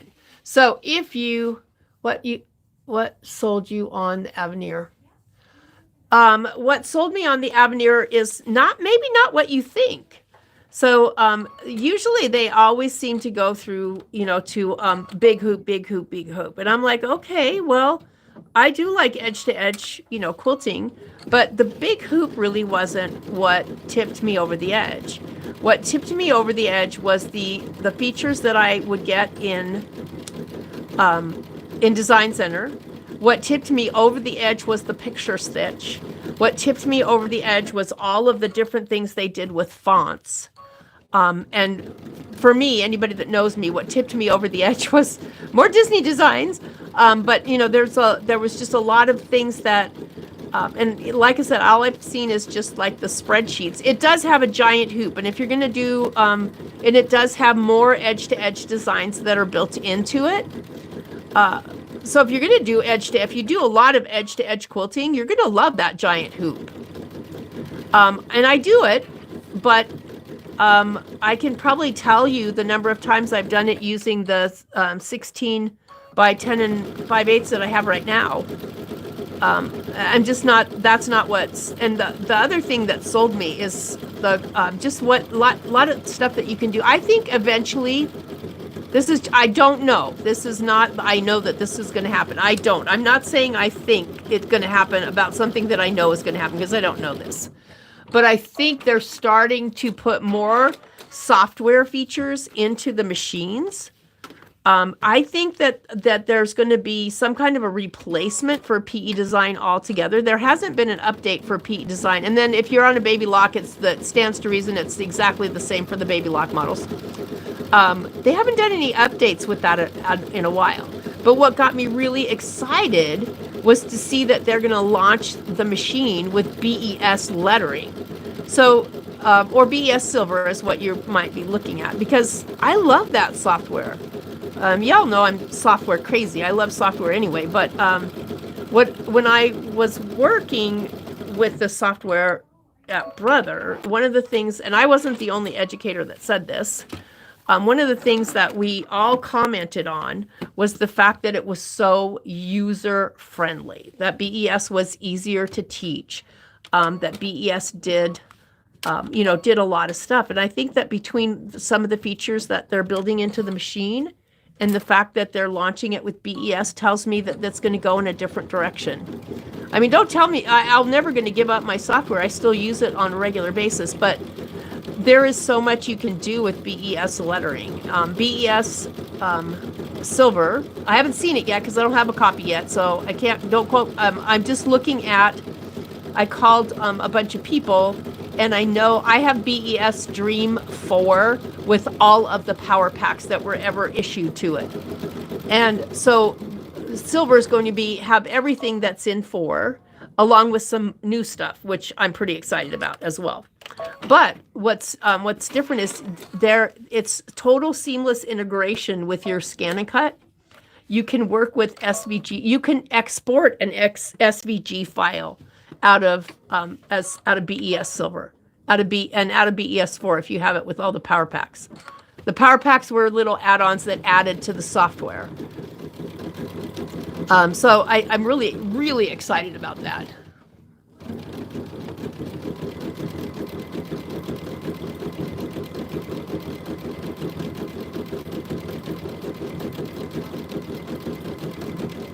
And I think that for those of you that are fans of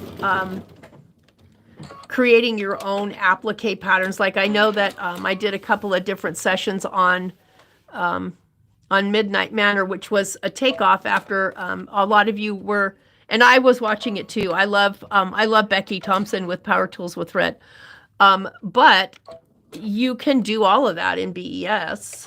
Actually, you could do most of it right in your machine if you had Design Center or IQ Designer, where you could, do the snap-applique thing with a paper pattern. So I think that brings a lot of potential, and then it marries in with the Scan and Cut. So it's a win-win. I love the direction that they're going with Artspira. Artspira is growing by leaps and bounds. I mean, there's always like a new improvement to it almost every week. Need to finish watching the replay. Thank you, Lynn. Thanks for hanging out.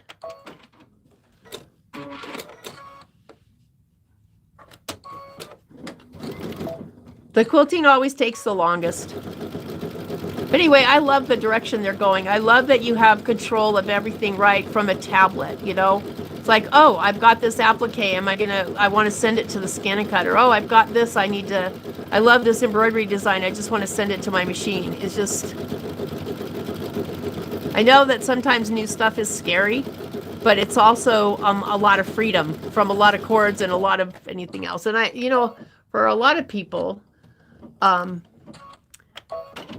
what they don't realize with Artspira is that it goes back to any scan and cut that's wireless. So if I still have a 650, at least for the rest of this next 2 weeks until I bring it to my granddaughter in Missouri. I still have a 650 CW, which was the last model pre-Auto Blade. I have it hooked up to Artspira. I can send all of those free patterns from Artspira to that machine. And there were times where I had all three scan and cuts going at the same time, depending on what I was doing. One cutting on one type of fabric, one cutting on another medium, and one cutting on the third medium, So I think that it's great. Any wireless machine can use, any wireless brother machine can use Artspira. It doesn't have to be top of the line model. And most of you know that I bought a Skitch when they first came out. And that's how I control my Skitch. So a lot of people were like, the machine doesn't even have a screen. Oh, it does. My iPad with a giant screen that I can see is my screen.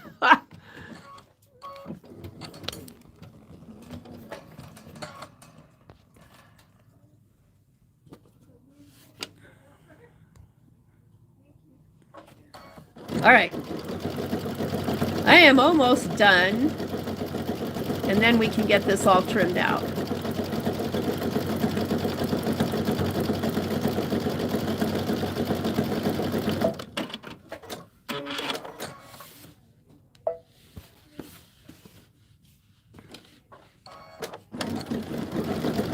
Once I don't have to stop to avoid the print.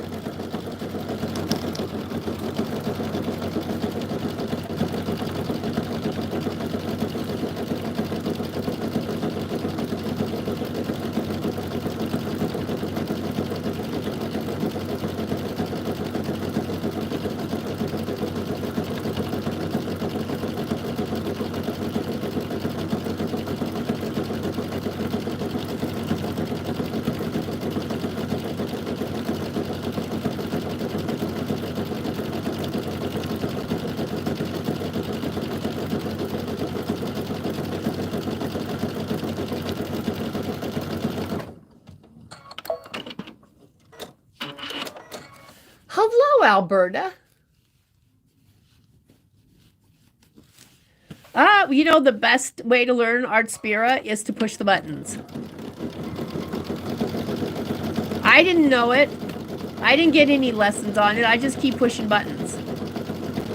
So I think for all of us, I don't think this is uncommon, but I think for all of us, if we don't use something for a while, we forget. And so I just make it a point of opening the app and pushing a button or two every couple of days just to make sure that the knowledge stays fresh. And also to see what they did. There's a huge education section in there now of videos. Huge, like lots. It has videos on Artspira, it has videos on everything.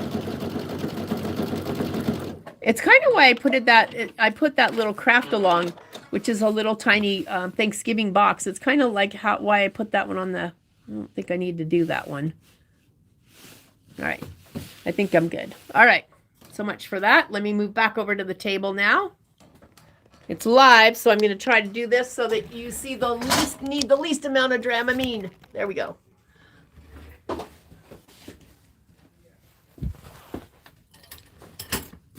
Is to actually have just a fun little relaxed stitch along like we're doing here, but only we're going to do a craft project. We're going to do that cute little box with the pumpkin on it. It's free. It's not part of the paid Artspira. It's part of the free part. So everybody can participate as long as you're already. It's not a learn class. It was, you know what it is, ladies and gents, if there's any on there. It's light-a-fun of using Artspira. That's why I threw that on there. And because you get free designs for your scan and cut. Who doesn't like free designs, right? Free is good, right?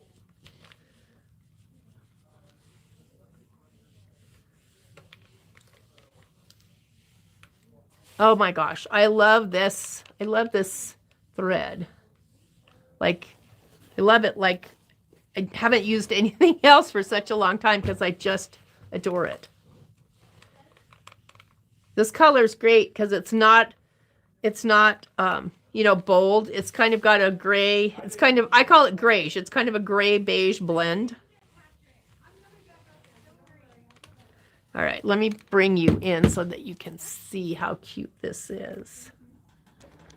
Look at how pretty that stitching is. How can you not love that? You know what? You can, if you look at the Art Spira, put in the exact wording that I said, Thanksgiving pumpkin box or something like that, and it comes up and it gives you complete directions and it gives you a supply list and everything. I did not use really heavy cardstock.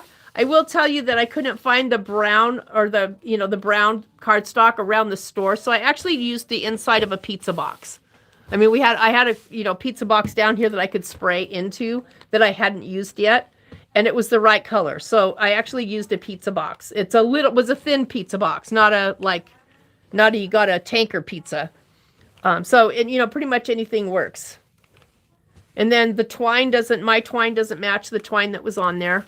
All right, next step is I'm going to spray the back of this, or I could, you know, throw some Misty Fuse or something on it. I think I'm just going to spray it and put my backing on it. And then I'm going to take it to the machine and I'm going to go all around all of these lines to tack my, my lining to the back, and then I'll trim it out.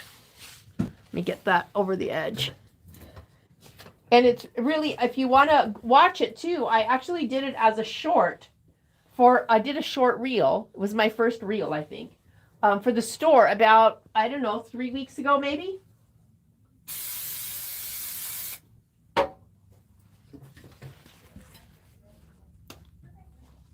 Right, let's see. I don't think I need a lot of this. I like this. Doesn't go really have a direction. Let me put that there. And spread it out.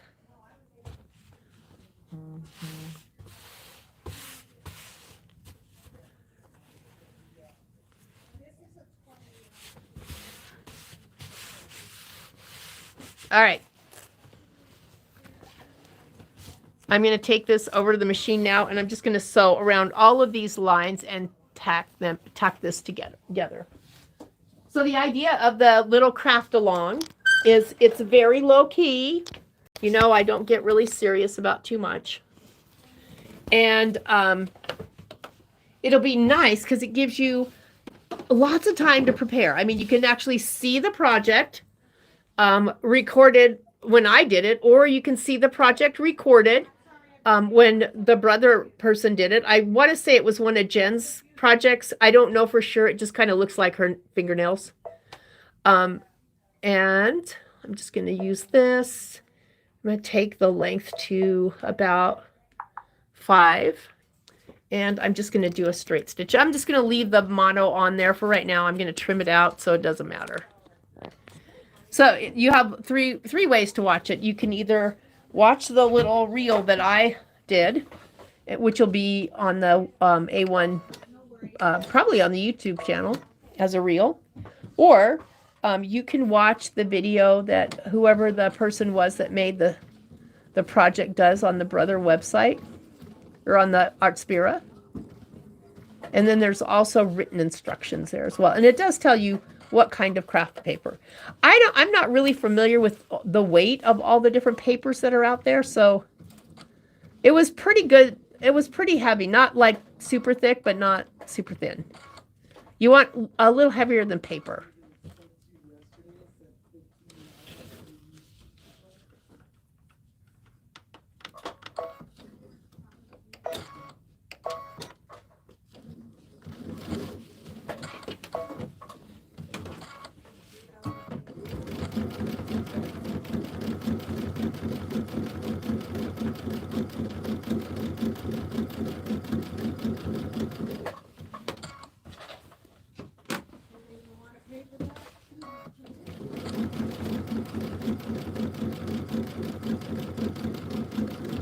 I just know that when more fun projects come out that you're going to want to do them, and this just seemed like a really good low stress project. I don't want anybody stressed out to the max. We just want to have fun. Girls just want to have fun, right?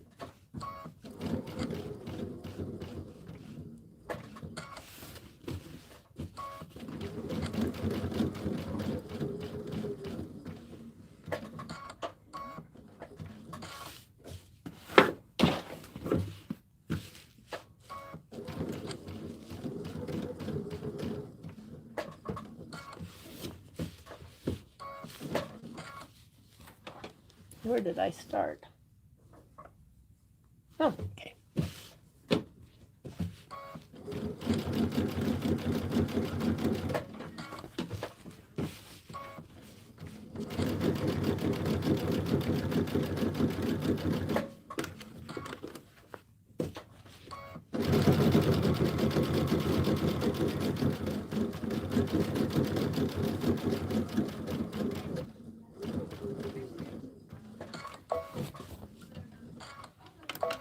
Okay. All right. I'll get this trimmed. And then I'm also going to trim up my strips for my my zipper, because I'm pretty sure that's what I'm doing next.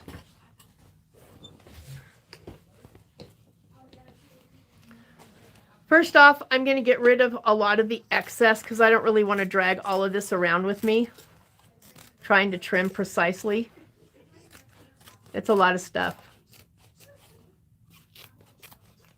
So I'm just really going to get rid of some of it. And I'll trim the leftover. So I started with a fat quarter. I've still got at least half of it left.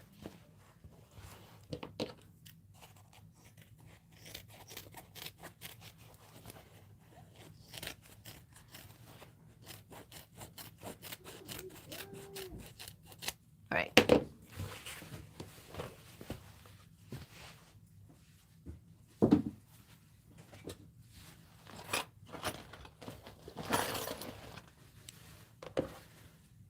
I'm going to use my Tula.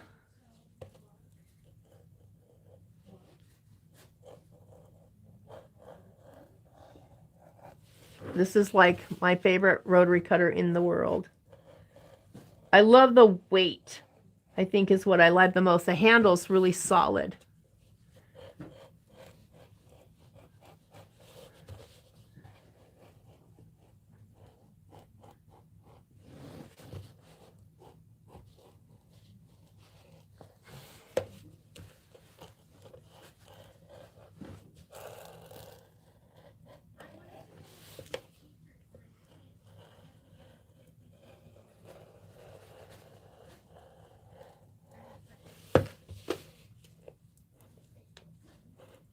I did put a new blade in it this morning, so I'm kind of going slow because I'd like to keep all my digits.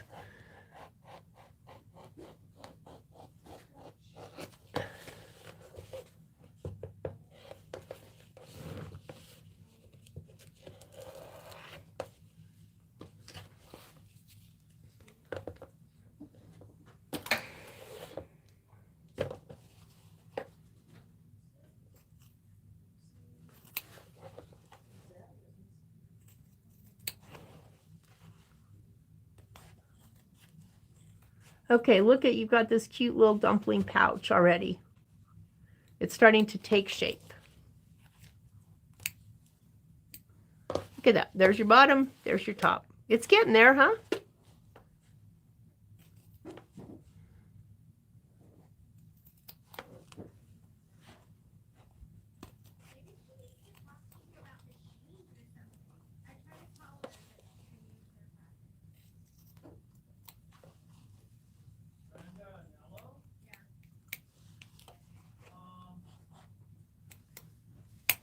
All right.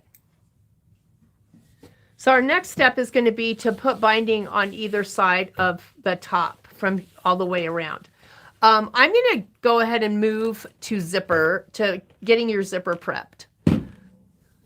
And I want at least 2 inches on each side so that I can open the zipper comfortably and I can work in a comfortable amount of space. If you are really good at zippers, And you don't want to leave that, that's fine. But I have to tell you, I even will leave it. It's just not worth it for me to not have enough. So the first thing I'm going to do is measure around. I know that I think in the video that she did, there's a measurement in there of some sort, but I like to have my own measurement. So I'm just going to start at the edge here, and I'm just going to measure around the outside edge. And I have about 16. So that means I'm going to have 20 inches of zipper tape to have 2 on each side. So I'm going to measure out my zipper tape. I think that's a good spot. Measure out my zipper tape for 20 inches. And then I'm going to singe the edges. The torch is, normally I have a cigarette lighter, but the torch is here because I keep losing the cigarette lighter. I figured the torch will last longer. All right. When you put zipper pulls on, if you just have one zipper that's going to go from one end to the other, you don't have to be so picky about what happens when that your teeth line up perfectly. If you are going to put on a double pull, if you don't want this big bubble that looks something like that in the middle, then you got to have the zipper tape perfectly even when you put the pulls on. So I have a couple of different ways. You can use, if you're really good, you don't need anything. You can use this. I love this thing. I have one at home. Or you can use a plain old fork. Either way it works. The fork, you're going to slip. I haven't done this in a while. Let's see if I can remember this way, I think. You're going to slip the back. So you're looking at the back of the zipper. I normally have this clamped to the table. And then you're going to be putting one end in at a time from this way, like this. Okay, I normally have it clamped, so I can't really demo it because I need both hands to do it. Normally I have it clamped to the table, and it's going to feed in like that. The same thing with this zipper jig right here. There's a number 3, number 5. I'm going to pop the number 5 in. I'm looking at the back of my zipper pull. I'm going to open up my zipper, and I'm going to place it in the pull itself and try to keep them even, turn and pull. And then let's see what I got. All right, so that's a perfect, the teeth line up. This is going to be a double. So I need the teeth to line. I need to know that they line up. Otherwise I'm going to have a bubble in the middle. All right, so I'm going to do the same thing on the other side now. And I'll try and show you what it looks like when you get it too much in there and you get a bubble. So again, the pointy end is up. I'm looking at the back of the zipper. I'm going to open my teeth. I'm going at it at this almost sideways angle. And then turning up and pushing. Let me see if I can do it bad. Because if I can do it bad, then let's see. That should work. Nope. That worked. All right. If you do that and your teeth don't line up, you're going to have, this is what you're going to have in the middle. See how you have more zipper tape on this one side? That's because your teeth aren't even. So, but if you're only doing a single pull and the zipper's long enough, it doesn't matter. Don't make yourself nuts. I'm going to go ahead and do it again. I'm looking at the back. I'm looking at the back of my zipper. I'm putting the edges in as evenly as I can and then pulling. Well, now that I did it wrong, I can't not do it wrong. All right. There, my teeth are even. If I pull the zipper to the middle, the only bump I have is that. You can see that there's no excess teeth in there. There's the same amount of teeth on either side. You're going to have a little bit of an opening because you have 2 zipper pulls in there, but you're not going to have a bump. All right. The other thing I want you to do, if you don't have a stapler handy, go ahead and go to your sewing machine. I want you to close these ends now so that you cannot pull the zipper off. And I'm just going to do it with a stapler. We're going to cut this part off when we're done anyway, but this staples won't let you pull your zipper pull off that end.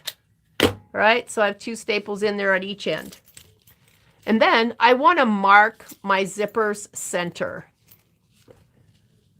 And I'm going to do that with a little teeny tiny snip, tiny, so that I know where the middle of my zipper is. Like tiny, like barely visible. This is going to help me position it. And that way I'll have equal amount of space to work at either end of the zipper. All right, there's my zippers marked. I'm going to do the same thing with my pouch. I'm going to mark the center, obviously not with a snip, but I'm going to mark the center with a mark on both sides. So I know exactly where the center is. And I'm going to have to mark it again when I get the tape on it.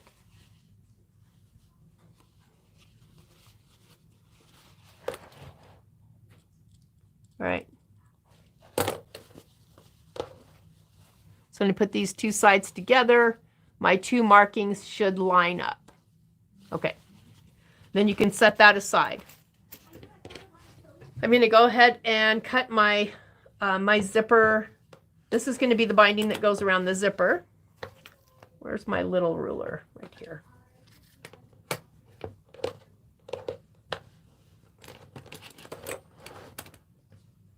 If you don't have one of these rotating mats, you don't know what you're missing. I didn't for a long time, and now I know what I was missing.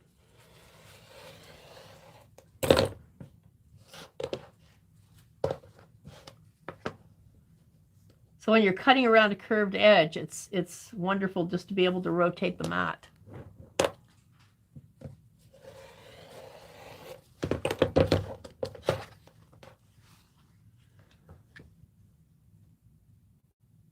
Okay, so if you only have a fork, if you go to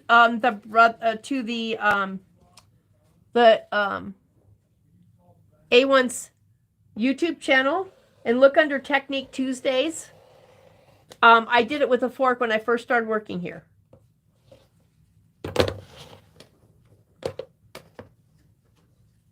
You can still do this part though, Paula.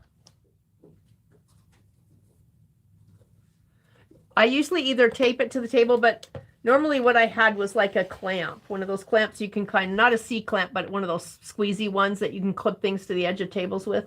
I'll get it. Yep, I'm right here. All right. And then you're going to press these strips together, wrong sides together. So when you get them cut, you're going to press them like this.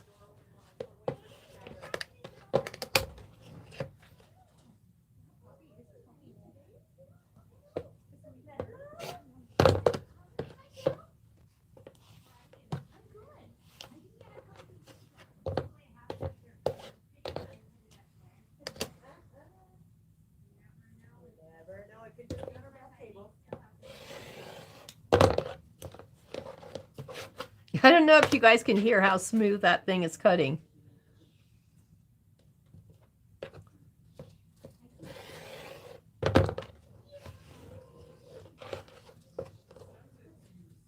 Don't you just love a new rotary blade?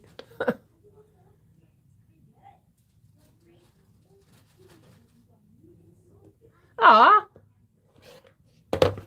Zippers aren't scary, you guys. Although I know sometimes it can be daunting. I have to tell you, I struggled in the beginning too with the zipper tape, and now it's the only thing I own. It's so much less waste, and there's so many cute zipper pulls out there and so much cute zipper tape, which is why I have one of those, you know, those shoe bags you used to be able to get that hang over the top of a door, and then they have all these pockets for your shoes to go in. I have never put a pair of shoes in them. Mine is filled with zipper tape. My rotary cutter is pretty too, isn't it? It's a Tula. But I think what it is it's heavy. And then the grip here, when you hold on to it, it just doesn't slip at all. The grip is just, at first I was like, really? I don't want to spend that much for a rotary cutter. But then I'm like, maybe I do, because it's really kind of fun. It's good. All right, let me get these out of the way. And then while I'm at it, I'm just going to trim these guys out.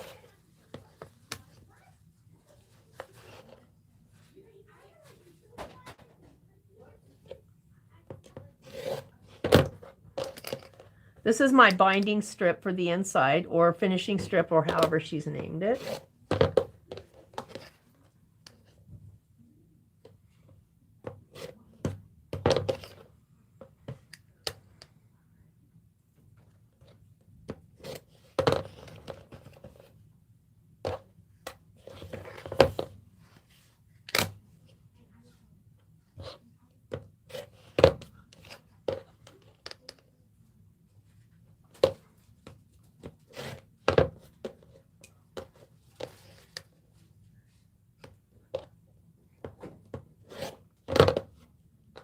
Well, I'm not even pressing hard enough, I guess.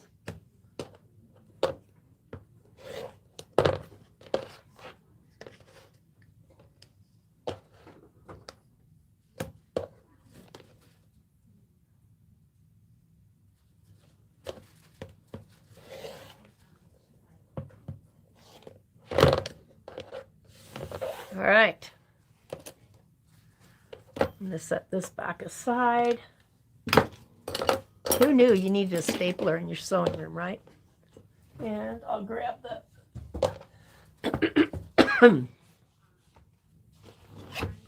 I just got my rotary mat, this mat, not too long ago, but I'm waiting for the cover on this to be ready to change because I want to do it with pretty fabric. Doesn't that sound fun? All right, just pressing wrong sides together.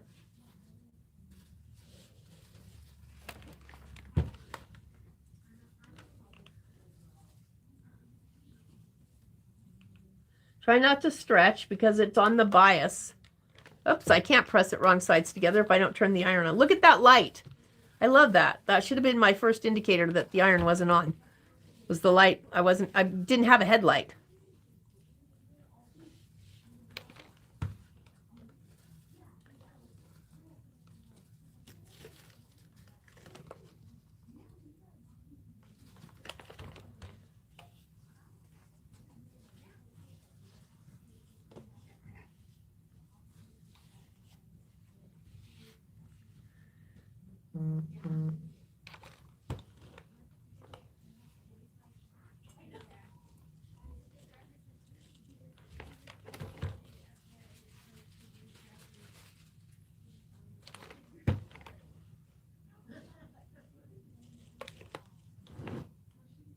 All right, so now I'm going to take one of these for each side, and again, match your centers. You should end up with, you know, enough that goes all the way to the end and overage on both sides.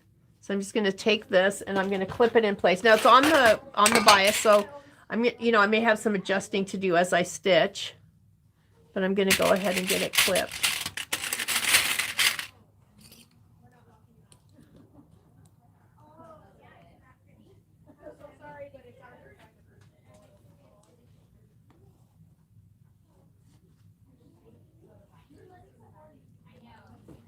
And you're going to stitch this at a 1/4 inch seam allowance.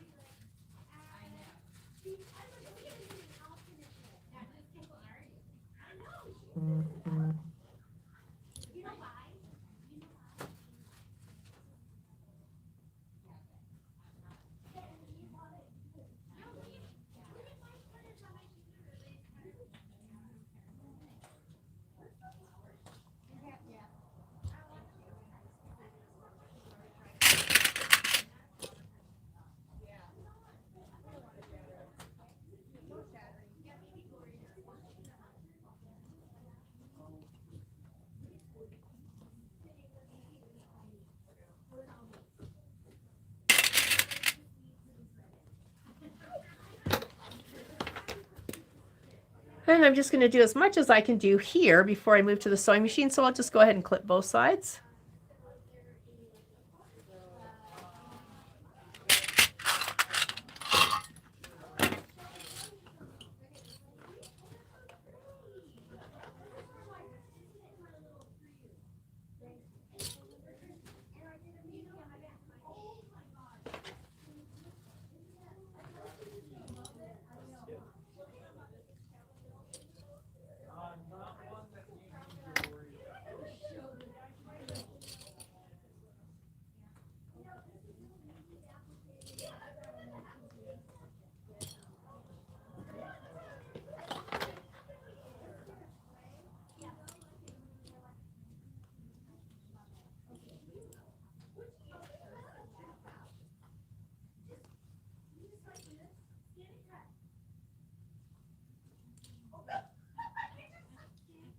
All right.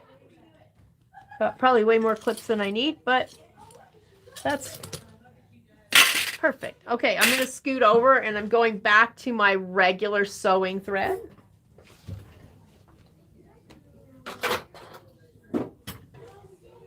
This time I'll try and cover it. Whoop! Doesn't. All right.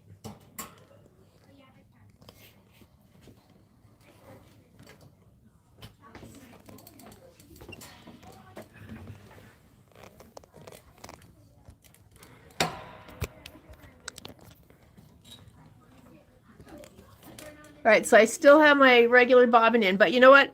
I'm going to check it because I don't think I'm going to have enough to do zipper with this, but I'd actually wound 2 of them. I have a lot of half wound bobbins at home because sometimes it's just easier not to have to change the bobbin. So I'm going to, you know, be conservative with this. All right, so my machine, and your machine probably, has a built-in stitch that gives you a 1/4 inch seam allowance. And it's in the sewing, in the utility section, which is the one where we were in previously. So let's find it. Under category 1, if you scroll down, you'll see this 1-30 that says P. That means piecing. If you touch it, you will see that it moved your needle position over to 5.50. And then the edge of your J-foot then becomes your perfect 1/4 inch seam. The reason that I prefer it here in the utility section is I can backstitch.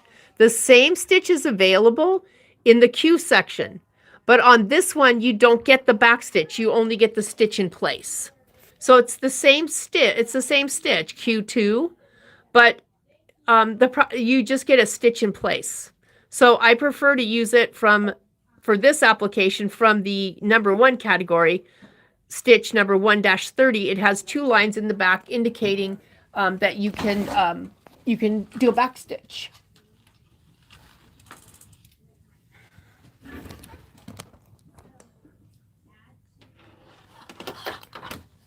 All right, I have new bobbin in there. Let me get some thread in there.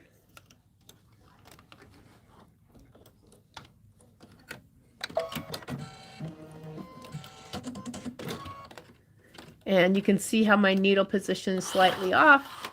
So I'm going to start over at this end. And for this, I'm actually going to bring out my stiletto. Because that way I can hold it really as it goes around. All right, so foot's going to go down. Definitely going to give it a back stitch.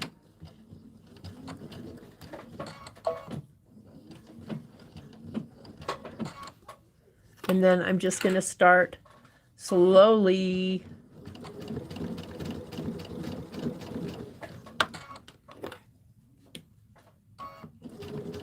the edge of my fabric is even with the edge of my J-foot, giving me a perfect 1/4 inch seam.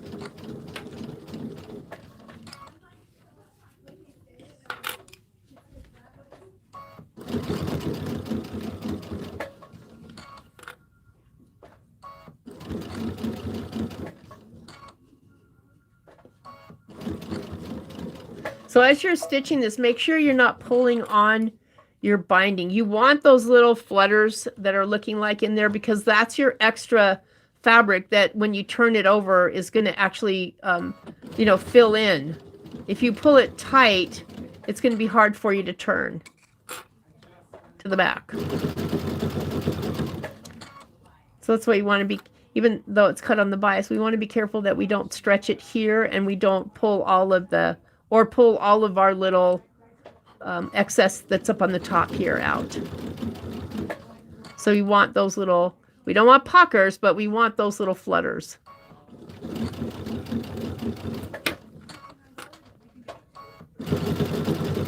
That way when you go to turn it, it'll be really comfortable, have a nice pretty turn on it.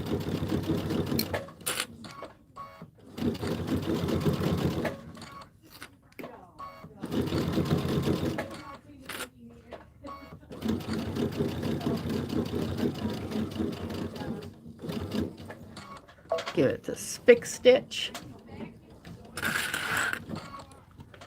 And let's cut it. And move over to the other side here.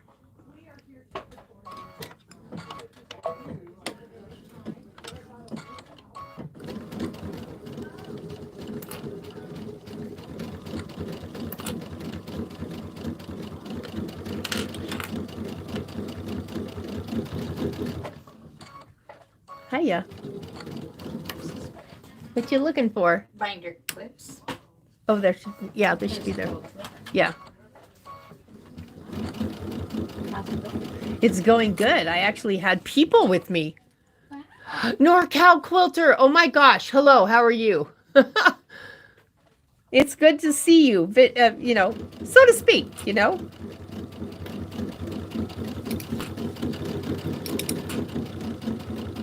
I feel like I'm sitting here sewing with friends this morning. This is delightful.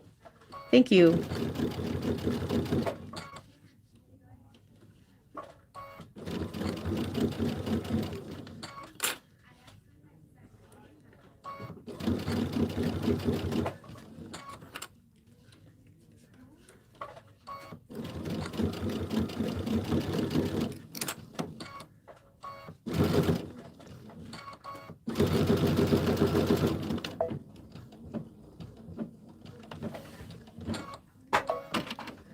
All right, so we're going to take it over to the table, trim off the excess, and then we're going to turn it to the other side. And we're going to actually use some of that, the glue based to glue this down to the other side. Because this is actually the edge we're going to put up against the zipper, and then we'll be stitching in this ditch right here.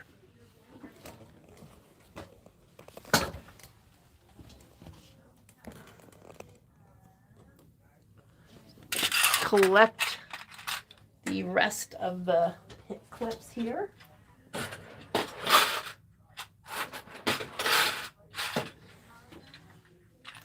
right, so glue based it. Love this stuff. Let me get mine. The amount of glue that comes out is so tiny that, you know, it's, and again, it is temporary. It is water soluble. So if your tube gets clogged, first of all, they give you two. If the tube gets clogged, you just soak it in warm water. That's it. All right, so I'm going to start by just giving it a press. I like to press flat before I turn anything. Just going to kind of press on the area where I stitched. It always kind of flattens everything out if you press it flat first, and that sometimes makes it easier to turn it, get a better result.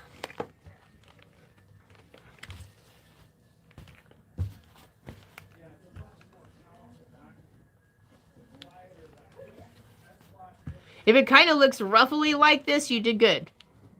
If it doesn't, it'll still turn for you, but you'll see what I'm talking about. That sometimes it's a little harder if you don't have an excess fabric there. All right. So I'm just going to start by, it wants to turn. Literally, it wants to go that way. And I can get rid of this now because I don't need that right now. I'll be marking the other. And then I'm going to turn it to the back. And I'm going to put a little bit of glue based just right along these inside edges. Let me move that up a little bit and you can see it right along here.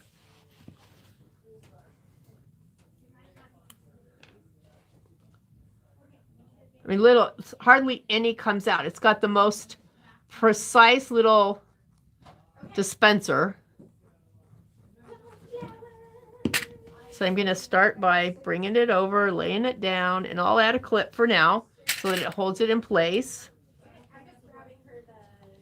I'm always going to check it from the front before I do anything ironing or otherwise.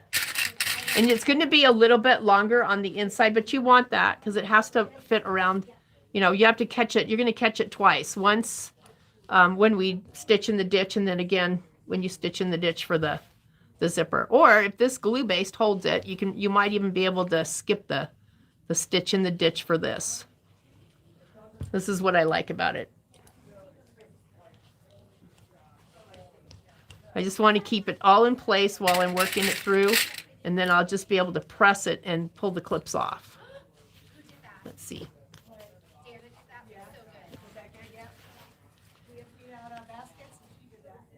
I'm not sure that you can see how fine that is. Let's see if I bring the camera down.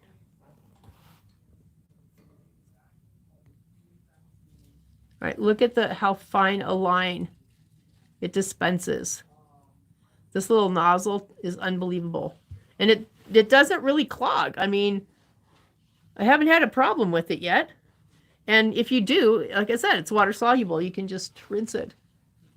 It is Roxanne's. Hello, Brenda.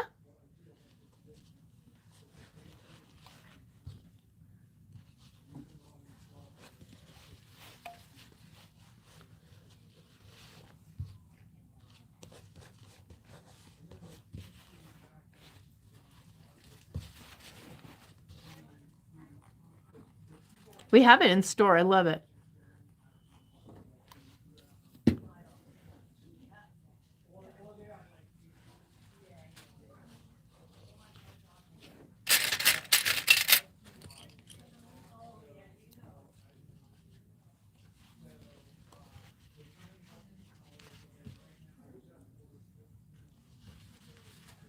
All right, so now I'm just going to look at the other side and make sure everything looks good on the front. And it all looks pretty even. And now I'm going to just iron it. So if I take this off and press, it's going to actually heat and dry that glue based. So now I don't have to stitch in the ditch with that until I actually get my zipper on it. And then also you should notice that your that this part is a little bit longer in the back than it is in the front, so that you catch it.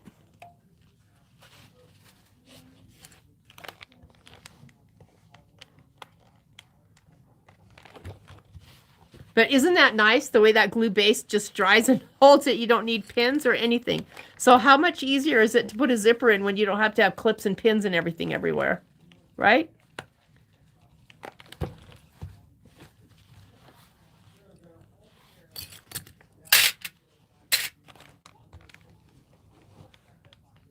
So if you are covering your stitching line, which would be when you sewed it onto the front, if this is covering your stitching line, you're good, because you're going to be stitching in the ditch right where you stitched it.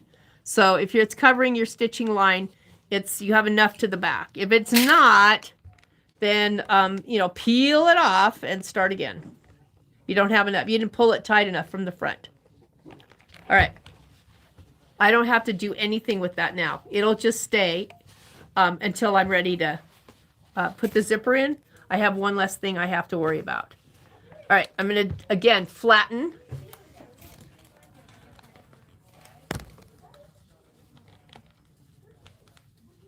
Okay. I'm glad you came back, though. Yes, Dudica, I am.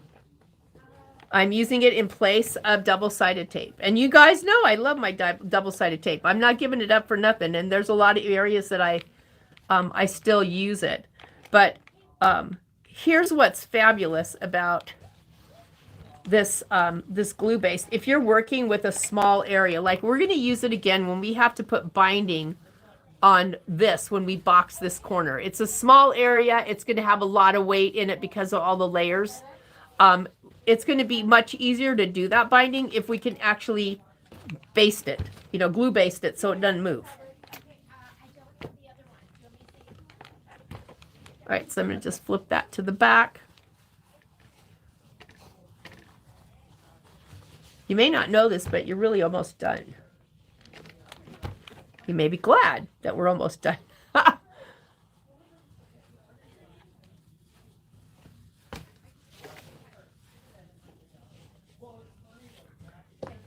All right, so here we go.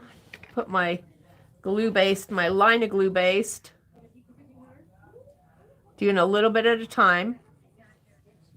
It dries pretty quick on its own, but the iron just really sets it so it sticks.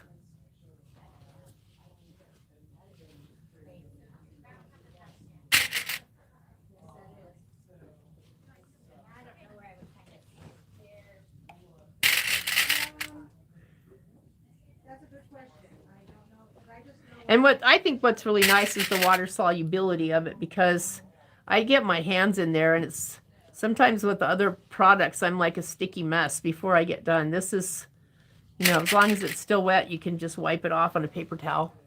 It was in the PQ 1500. Oh, Jeannie used it last. I stitched on the whole binding with it. Oh, is that a longer one though? Because we do have those for the long arm. I mean, for the multi-needle. Yeah, it's the right size. Okay. Yeah, it's the right size. It's just a pre-wound for that. Do we have spare metals? Oh, right here. Yeah, she has a whole thing. Because I would not have really worked very well in the Okay. PQ. Yeah. So you just have to watch. It's the same size as the multi-needle. Gotcha. Yeah. Gotcha.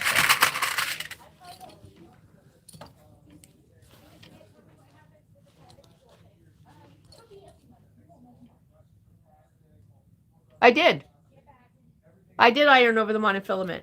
Should I not? I always do.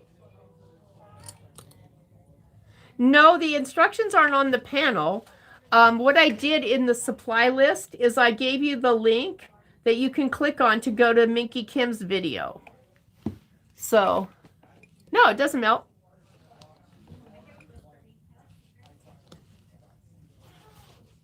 Oh, I'm glad I could relieve that bug, because it's not good to have a bug of any kind, right? Yeah, no. Monofilament does not melt. It's so there's different types of thread, and we have like 3 different types. There is monofilament is just clear. There is fusible thread that actually you can sew something, and then when you press it, it fuses it together. So could we use fusible thread for the binding? Yeah, probably.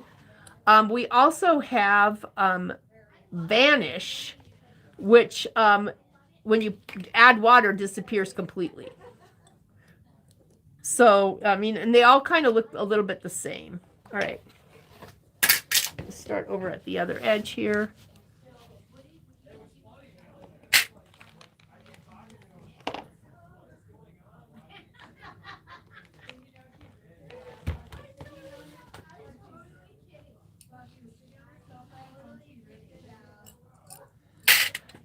You know, her videos are fascinating.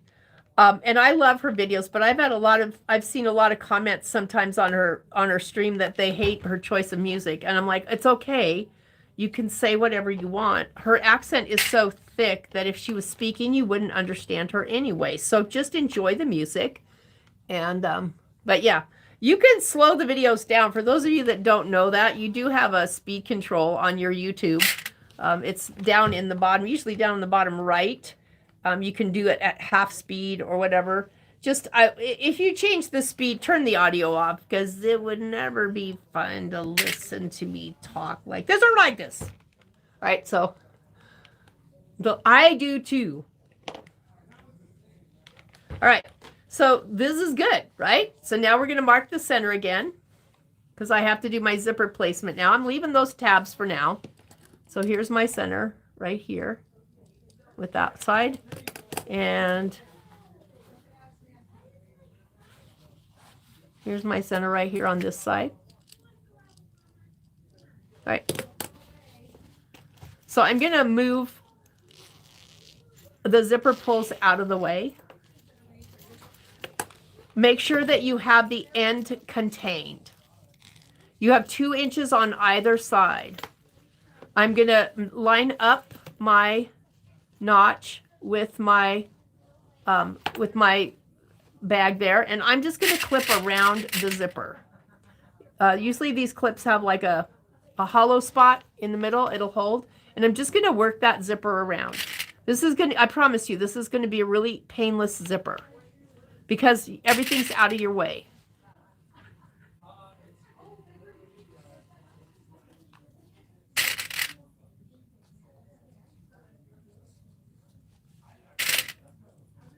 You could even use some of the glue-based if you want, but you can't really put the hot iron on top of the nylon coil zippers. All right, look at that. Perfect placement. I'm using my center. And double check. Here's my center line. Here's my notch. You want those in the same place. Otherwise, your zipper won't be even.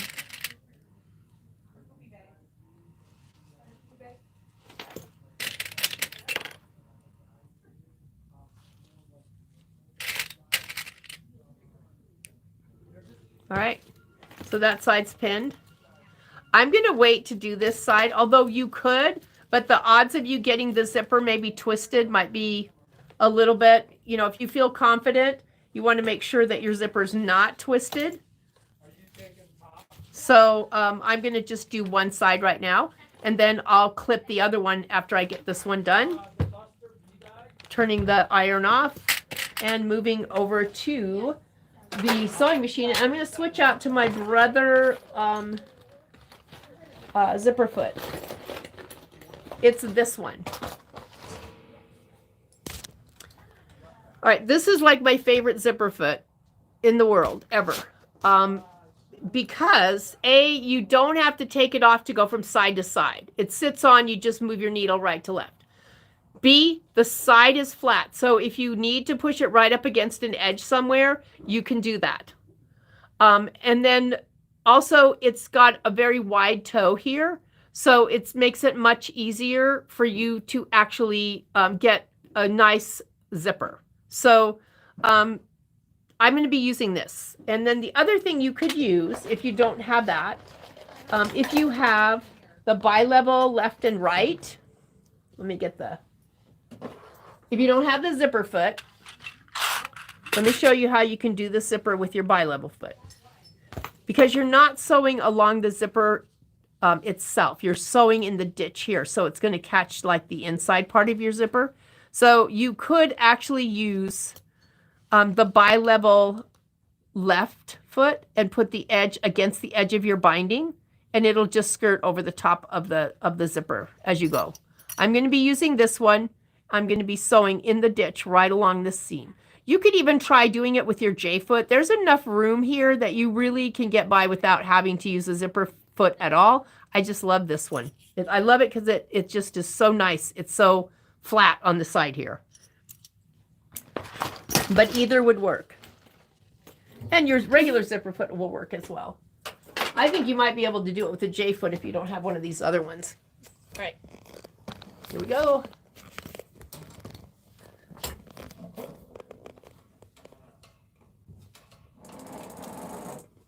If it was on one of my lists, then yes, that would have been, you would have gotten it from us. Baby Lock makes one too, but it's not square. It's pointy. And I don't like the pointy. I like the square. It just covers more area.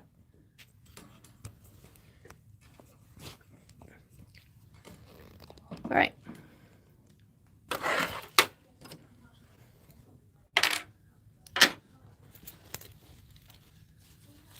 I'm going to make sure that the other side of the zipper is completely out of the way. See how nice this is when you have that extra 2 inches? And since you have a staple, then since you stapled it down there, you've kind of eliminated your risk of having it go south. I always hate that part in class when I know you've just done a perfect, you've gotten, is the zipper foot in the narrow, yes, it is the narrow zipper foot. Right, so I'm going to put this on, and I'm just going to move my needle right to left. So what I want is I want my needle as far out over here as I can get. I want to put the edge of my foot right up against this edge here. So I want the needle to be out a little bit. So I'm going to go ahead and select stitch 1-01 or 1-02 and flip it over to the other side. And that gets that needle pretty far out there. So I'm going to start here, and I'm just keeping that flat edge against the edge of the binding there.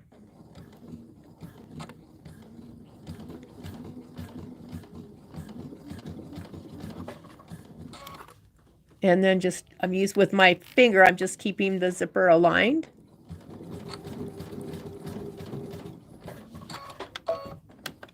I'm just going to check and see if I'm catching everything. And I am. Okay.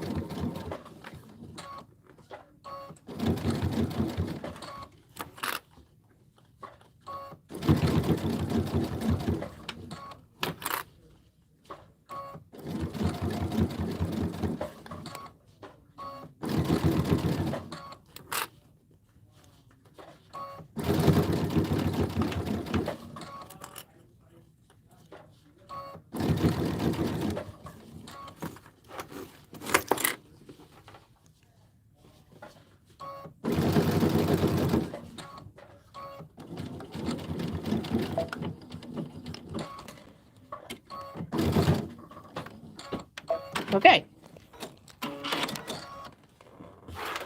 So my zipper's attached there. And now I want to do the same thing on the other side. So let's do this together. I'm looking at the back of my zipper. So make sure you're looking at the back of your zipper. All right. Then flop your zipper tape over this way so that you're looking at the back of the zipper on all four sides. And now you can actually align it here like this. Boink. Then you know when you get it pinned, it's actually going in the right direction. So again, this part's done.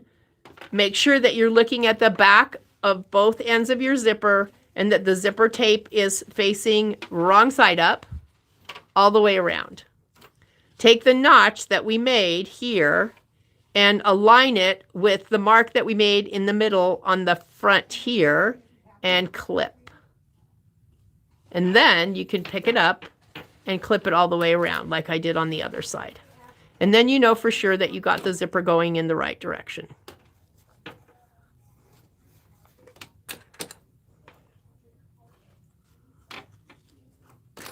See, so this wasn't that bad, huh?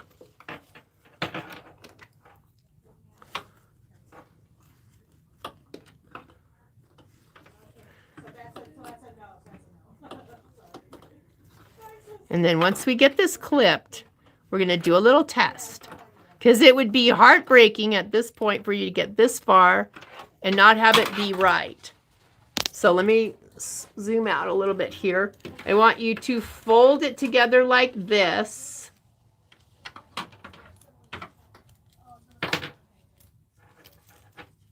And then see if your zipper is going in the right direction. All right. You will have to turn this in. So if you're looking like this, you're good. If you're not looking like this, you're not good. Not that you're bad, but you're not going to be happy when it's done. So I'm going to just, if that's the case, then you're going to do the same thing. Turn. Make sure that you're looking at the back side. Back side, back side. And then when you turn it to the front, you have to actually turn this part of the zipper to the front. And then make sure that if you go to zip, it zips. And if that's you, go ahead and sew the other side. Now, aren't you glad that you closed that end or you put staples or something there so you couldn't pull the edges off? This is honestly the easiest zipper you will ever do. First of all, the teeth are really big, so they take up a lot of space. And it just kind of makes it, I think, just because it's not, the teeth aren't so small, just makes it easier.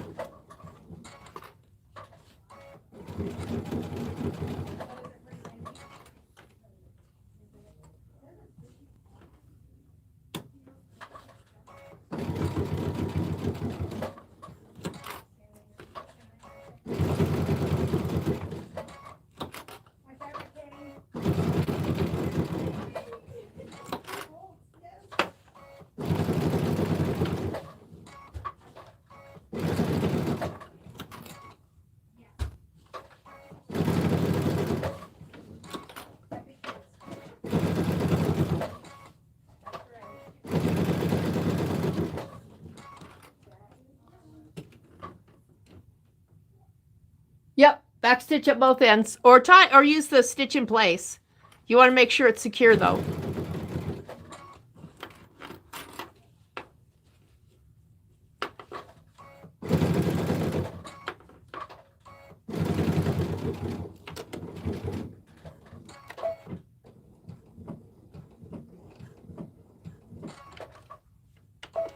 All right. Go ahead and zip your pouch and pat yourself on the back because you have done a beautiful zipper and it looks lovely. Isn't that great? You should be proud. All right, let's get it finished because you're so close.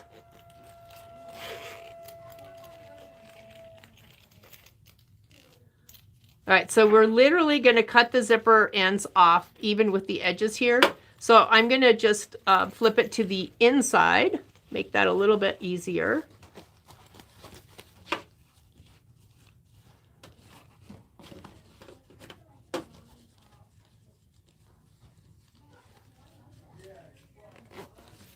All right, so you should be looking like this. It's inside out. You got one seam to do here. And then we got one seam and we're done after we bind it. All right. So you want to bring this bottom part till it matches straight across here. All right. Don't worry about the excess. You're going to cut all of that off. And then match those corners up. And then sometimes you got to give this a little push to get it to go in. It's because of the curve. And do not really worry about, there we go. Let's spread that out a little bit so that we get the zipper flat. So flat zipper. And then clip. And we're going to sew straight across with a 1/4 inch seam allowance. You may have to push this bottom part forward or this one underneath because you want it to be straight across. And since the top is a curve, and I want to see the zipper teeth.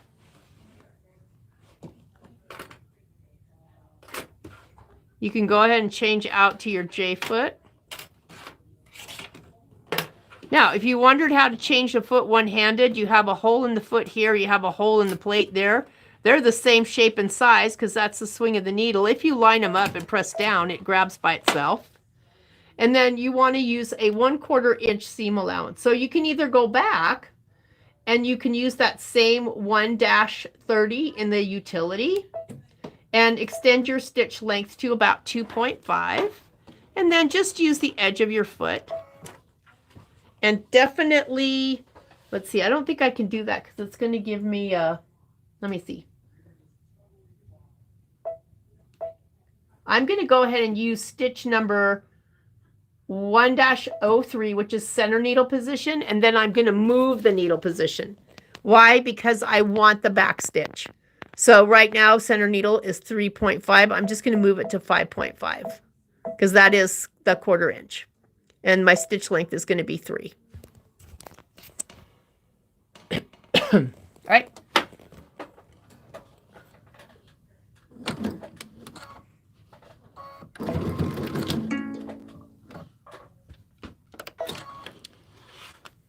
Came unthreaded. You notice with that one, I'm not too concerned. More concerned when the monofilament comes unthreaded.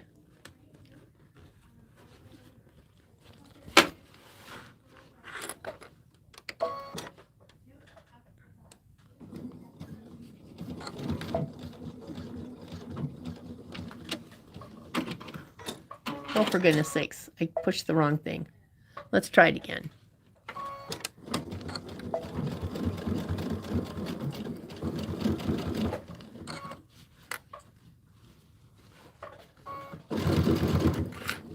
When I get to the zipper, I like to back stitch over the zipper too.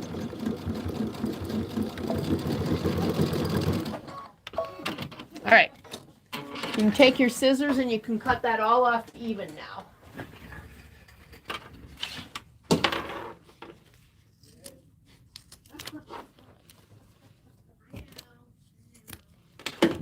And then peek inside.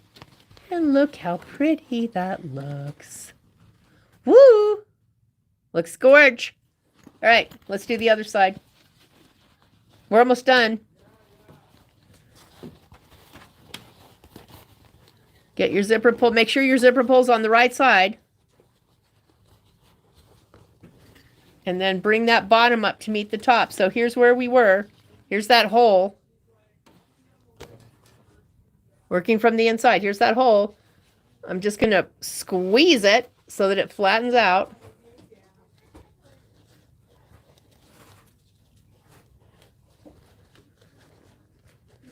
Make sure I can see my zipper teeth. Clip, clip, clip right here. And I had to pull that up a little bit. Mush it.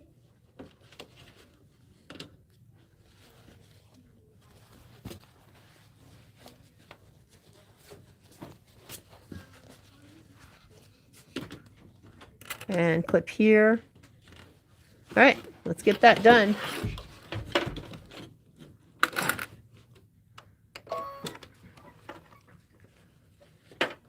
And if you find that this keeps sliding, it wants to because your top is curved and your bottom is flat.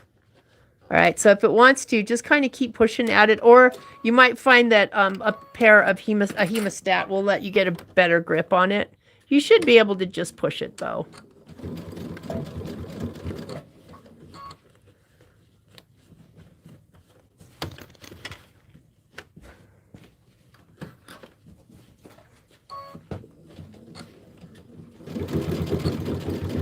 A little bit of ooh, did I break the needle? I did. A little bit extra stitching over the zipper, which may or may not break your needle. It's a, it's a nylon zipper, so sometimes it does, sometimes it doesn't. For me, it did.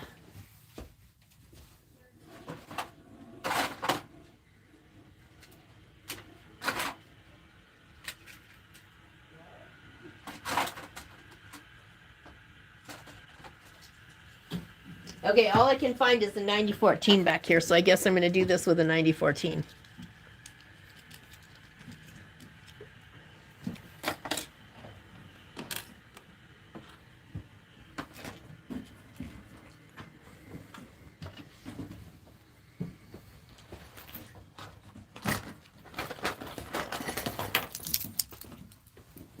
This is why I have tools on a chain, so I can find them.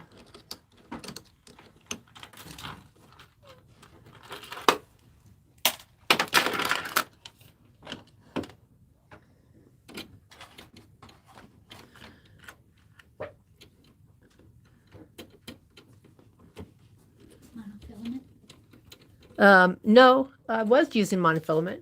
I don't know, it's here somewhere. Do you need it? I do. Okay, I just had it, so it's got to be just right around here. Look in my mess pile over there. Messy pile. Is it? There it is. Yes, thank you, ma'am. Do you need it? No. Back? Nope, I'm done. They are almost done.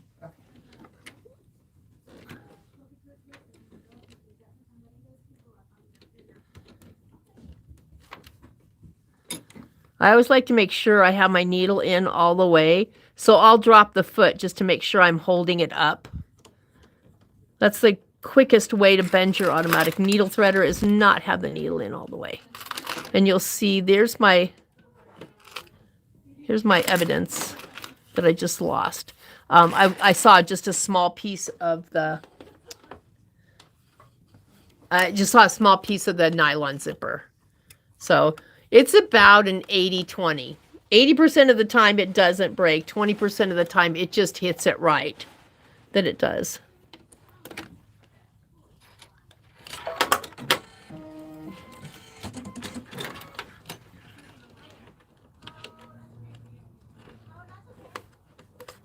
Come on.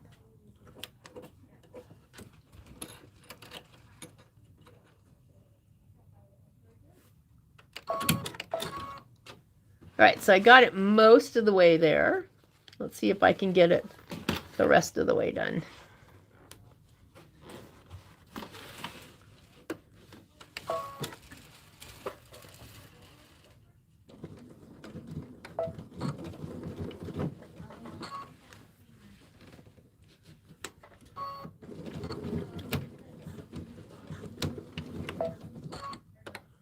We just won't backstitch again.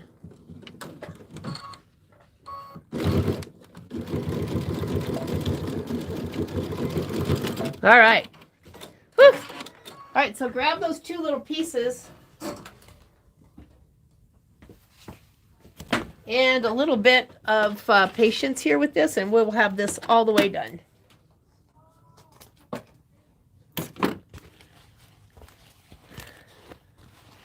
Oh, it looks beautiful. Perfect. All right. So what we're going to do, it doesn't matter which way you go. just, it doesn't matter if you start at the top and wrap it to the back, or if you start at the back and wrap it to the front. It doesn't really matter. So, but you're going to take this and you're going to position it so that you have equal amount on either end, because you're going to, at the end, we're going to fold those in. So I want to kind of have this somewhere centered where I can see it. And I'm going to center it with the zipper there. And I'm going to do a 1/4 inch seam allowance.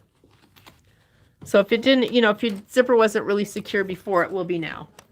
And I only need to do it where I want the little excess loose. So I'm only doing it where I stitched before.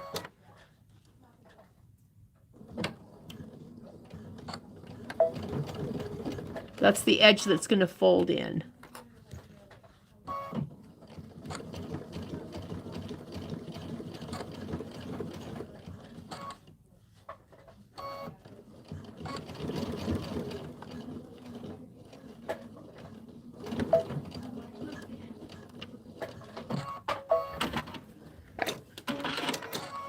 Then I'm going to fold this. First of all, it gets turned this way, the opposite way. You're going to turn these in. And again, this is up to you. You can use glue based here. You can use some two-sided tape, but what you're going to do is get this turned in so that you can actually close this off.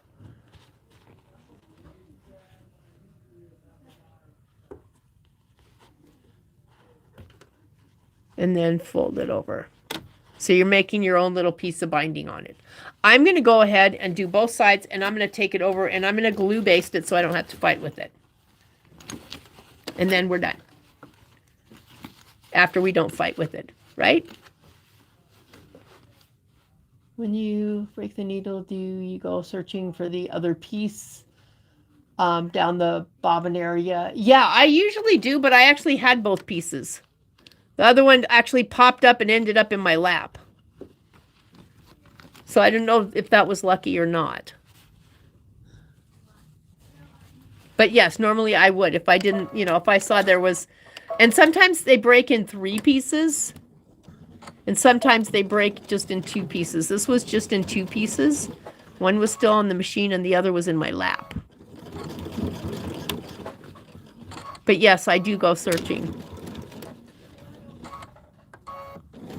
And then what happens when you go searching is you usually cannot find it until you're sewing something else. All right, so we're going to move over. We're going to give it a little heat, some of the glue based, so we don't have to work so hard with that fiddly thing.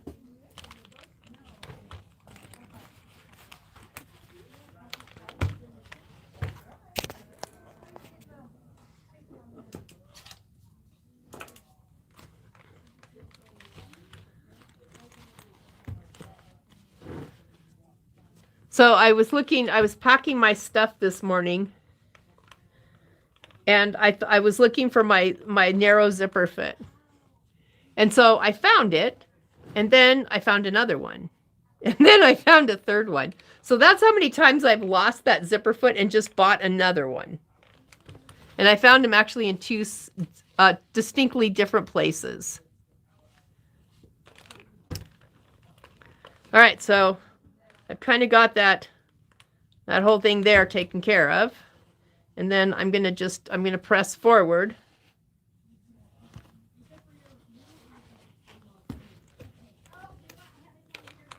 Some people are really good at just doing this and fiddling with it and then just putting it down and sewing. I am not one of those people, as was evidenced. All right. So I've got the edges folded in. I'm going to do this in half and then fold it to here. So I'm going to go ahead and put my glue baste on here. And you can see there, I forgot to put the cap on, and it's still got that nice tiny flow going on there. There we go.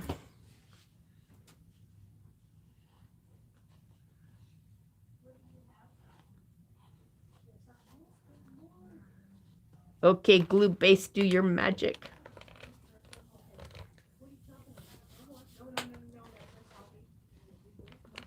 Look at that. I'm going to just clip it just so it doesn't decide to pop off before I can get over there and stitch it down.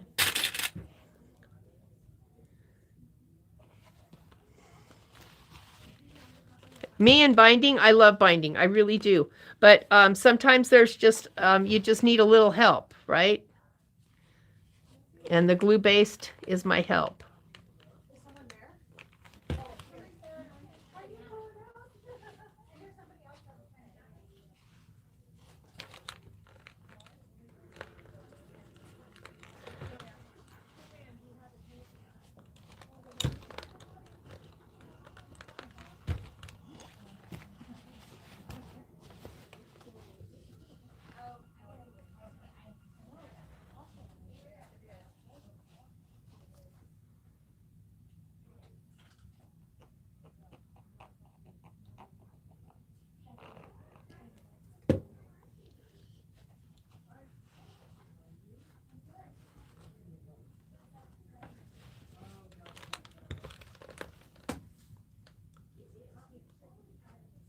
I think the fact that it sticks when you iron it was like the selling point for me.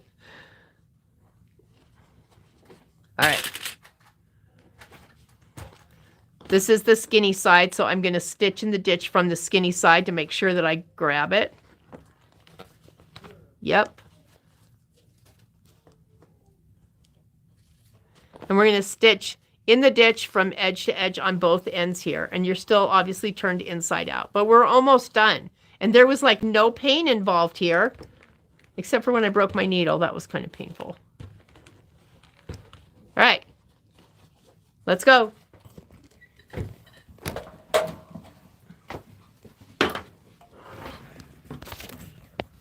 Okay, you can use a stitch in the, no, get away from my lunch, Poppy. Go.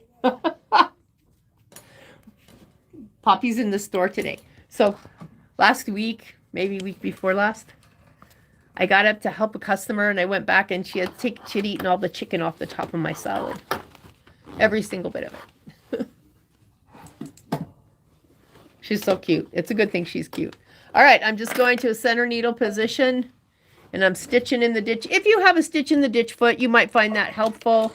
You can also use your edge guide, your bi-level foot, right, left. And I am going to back stitch. Oops, I keep pushing the wrong button. Try the right button, Michelle, and you'll get it.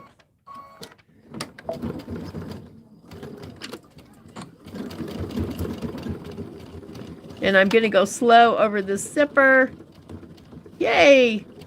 Because we don't want any more broken things. No. All right, that side's done.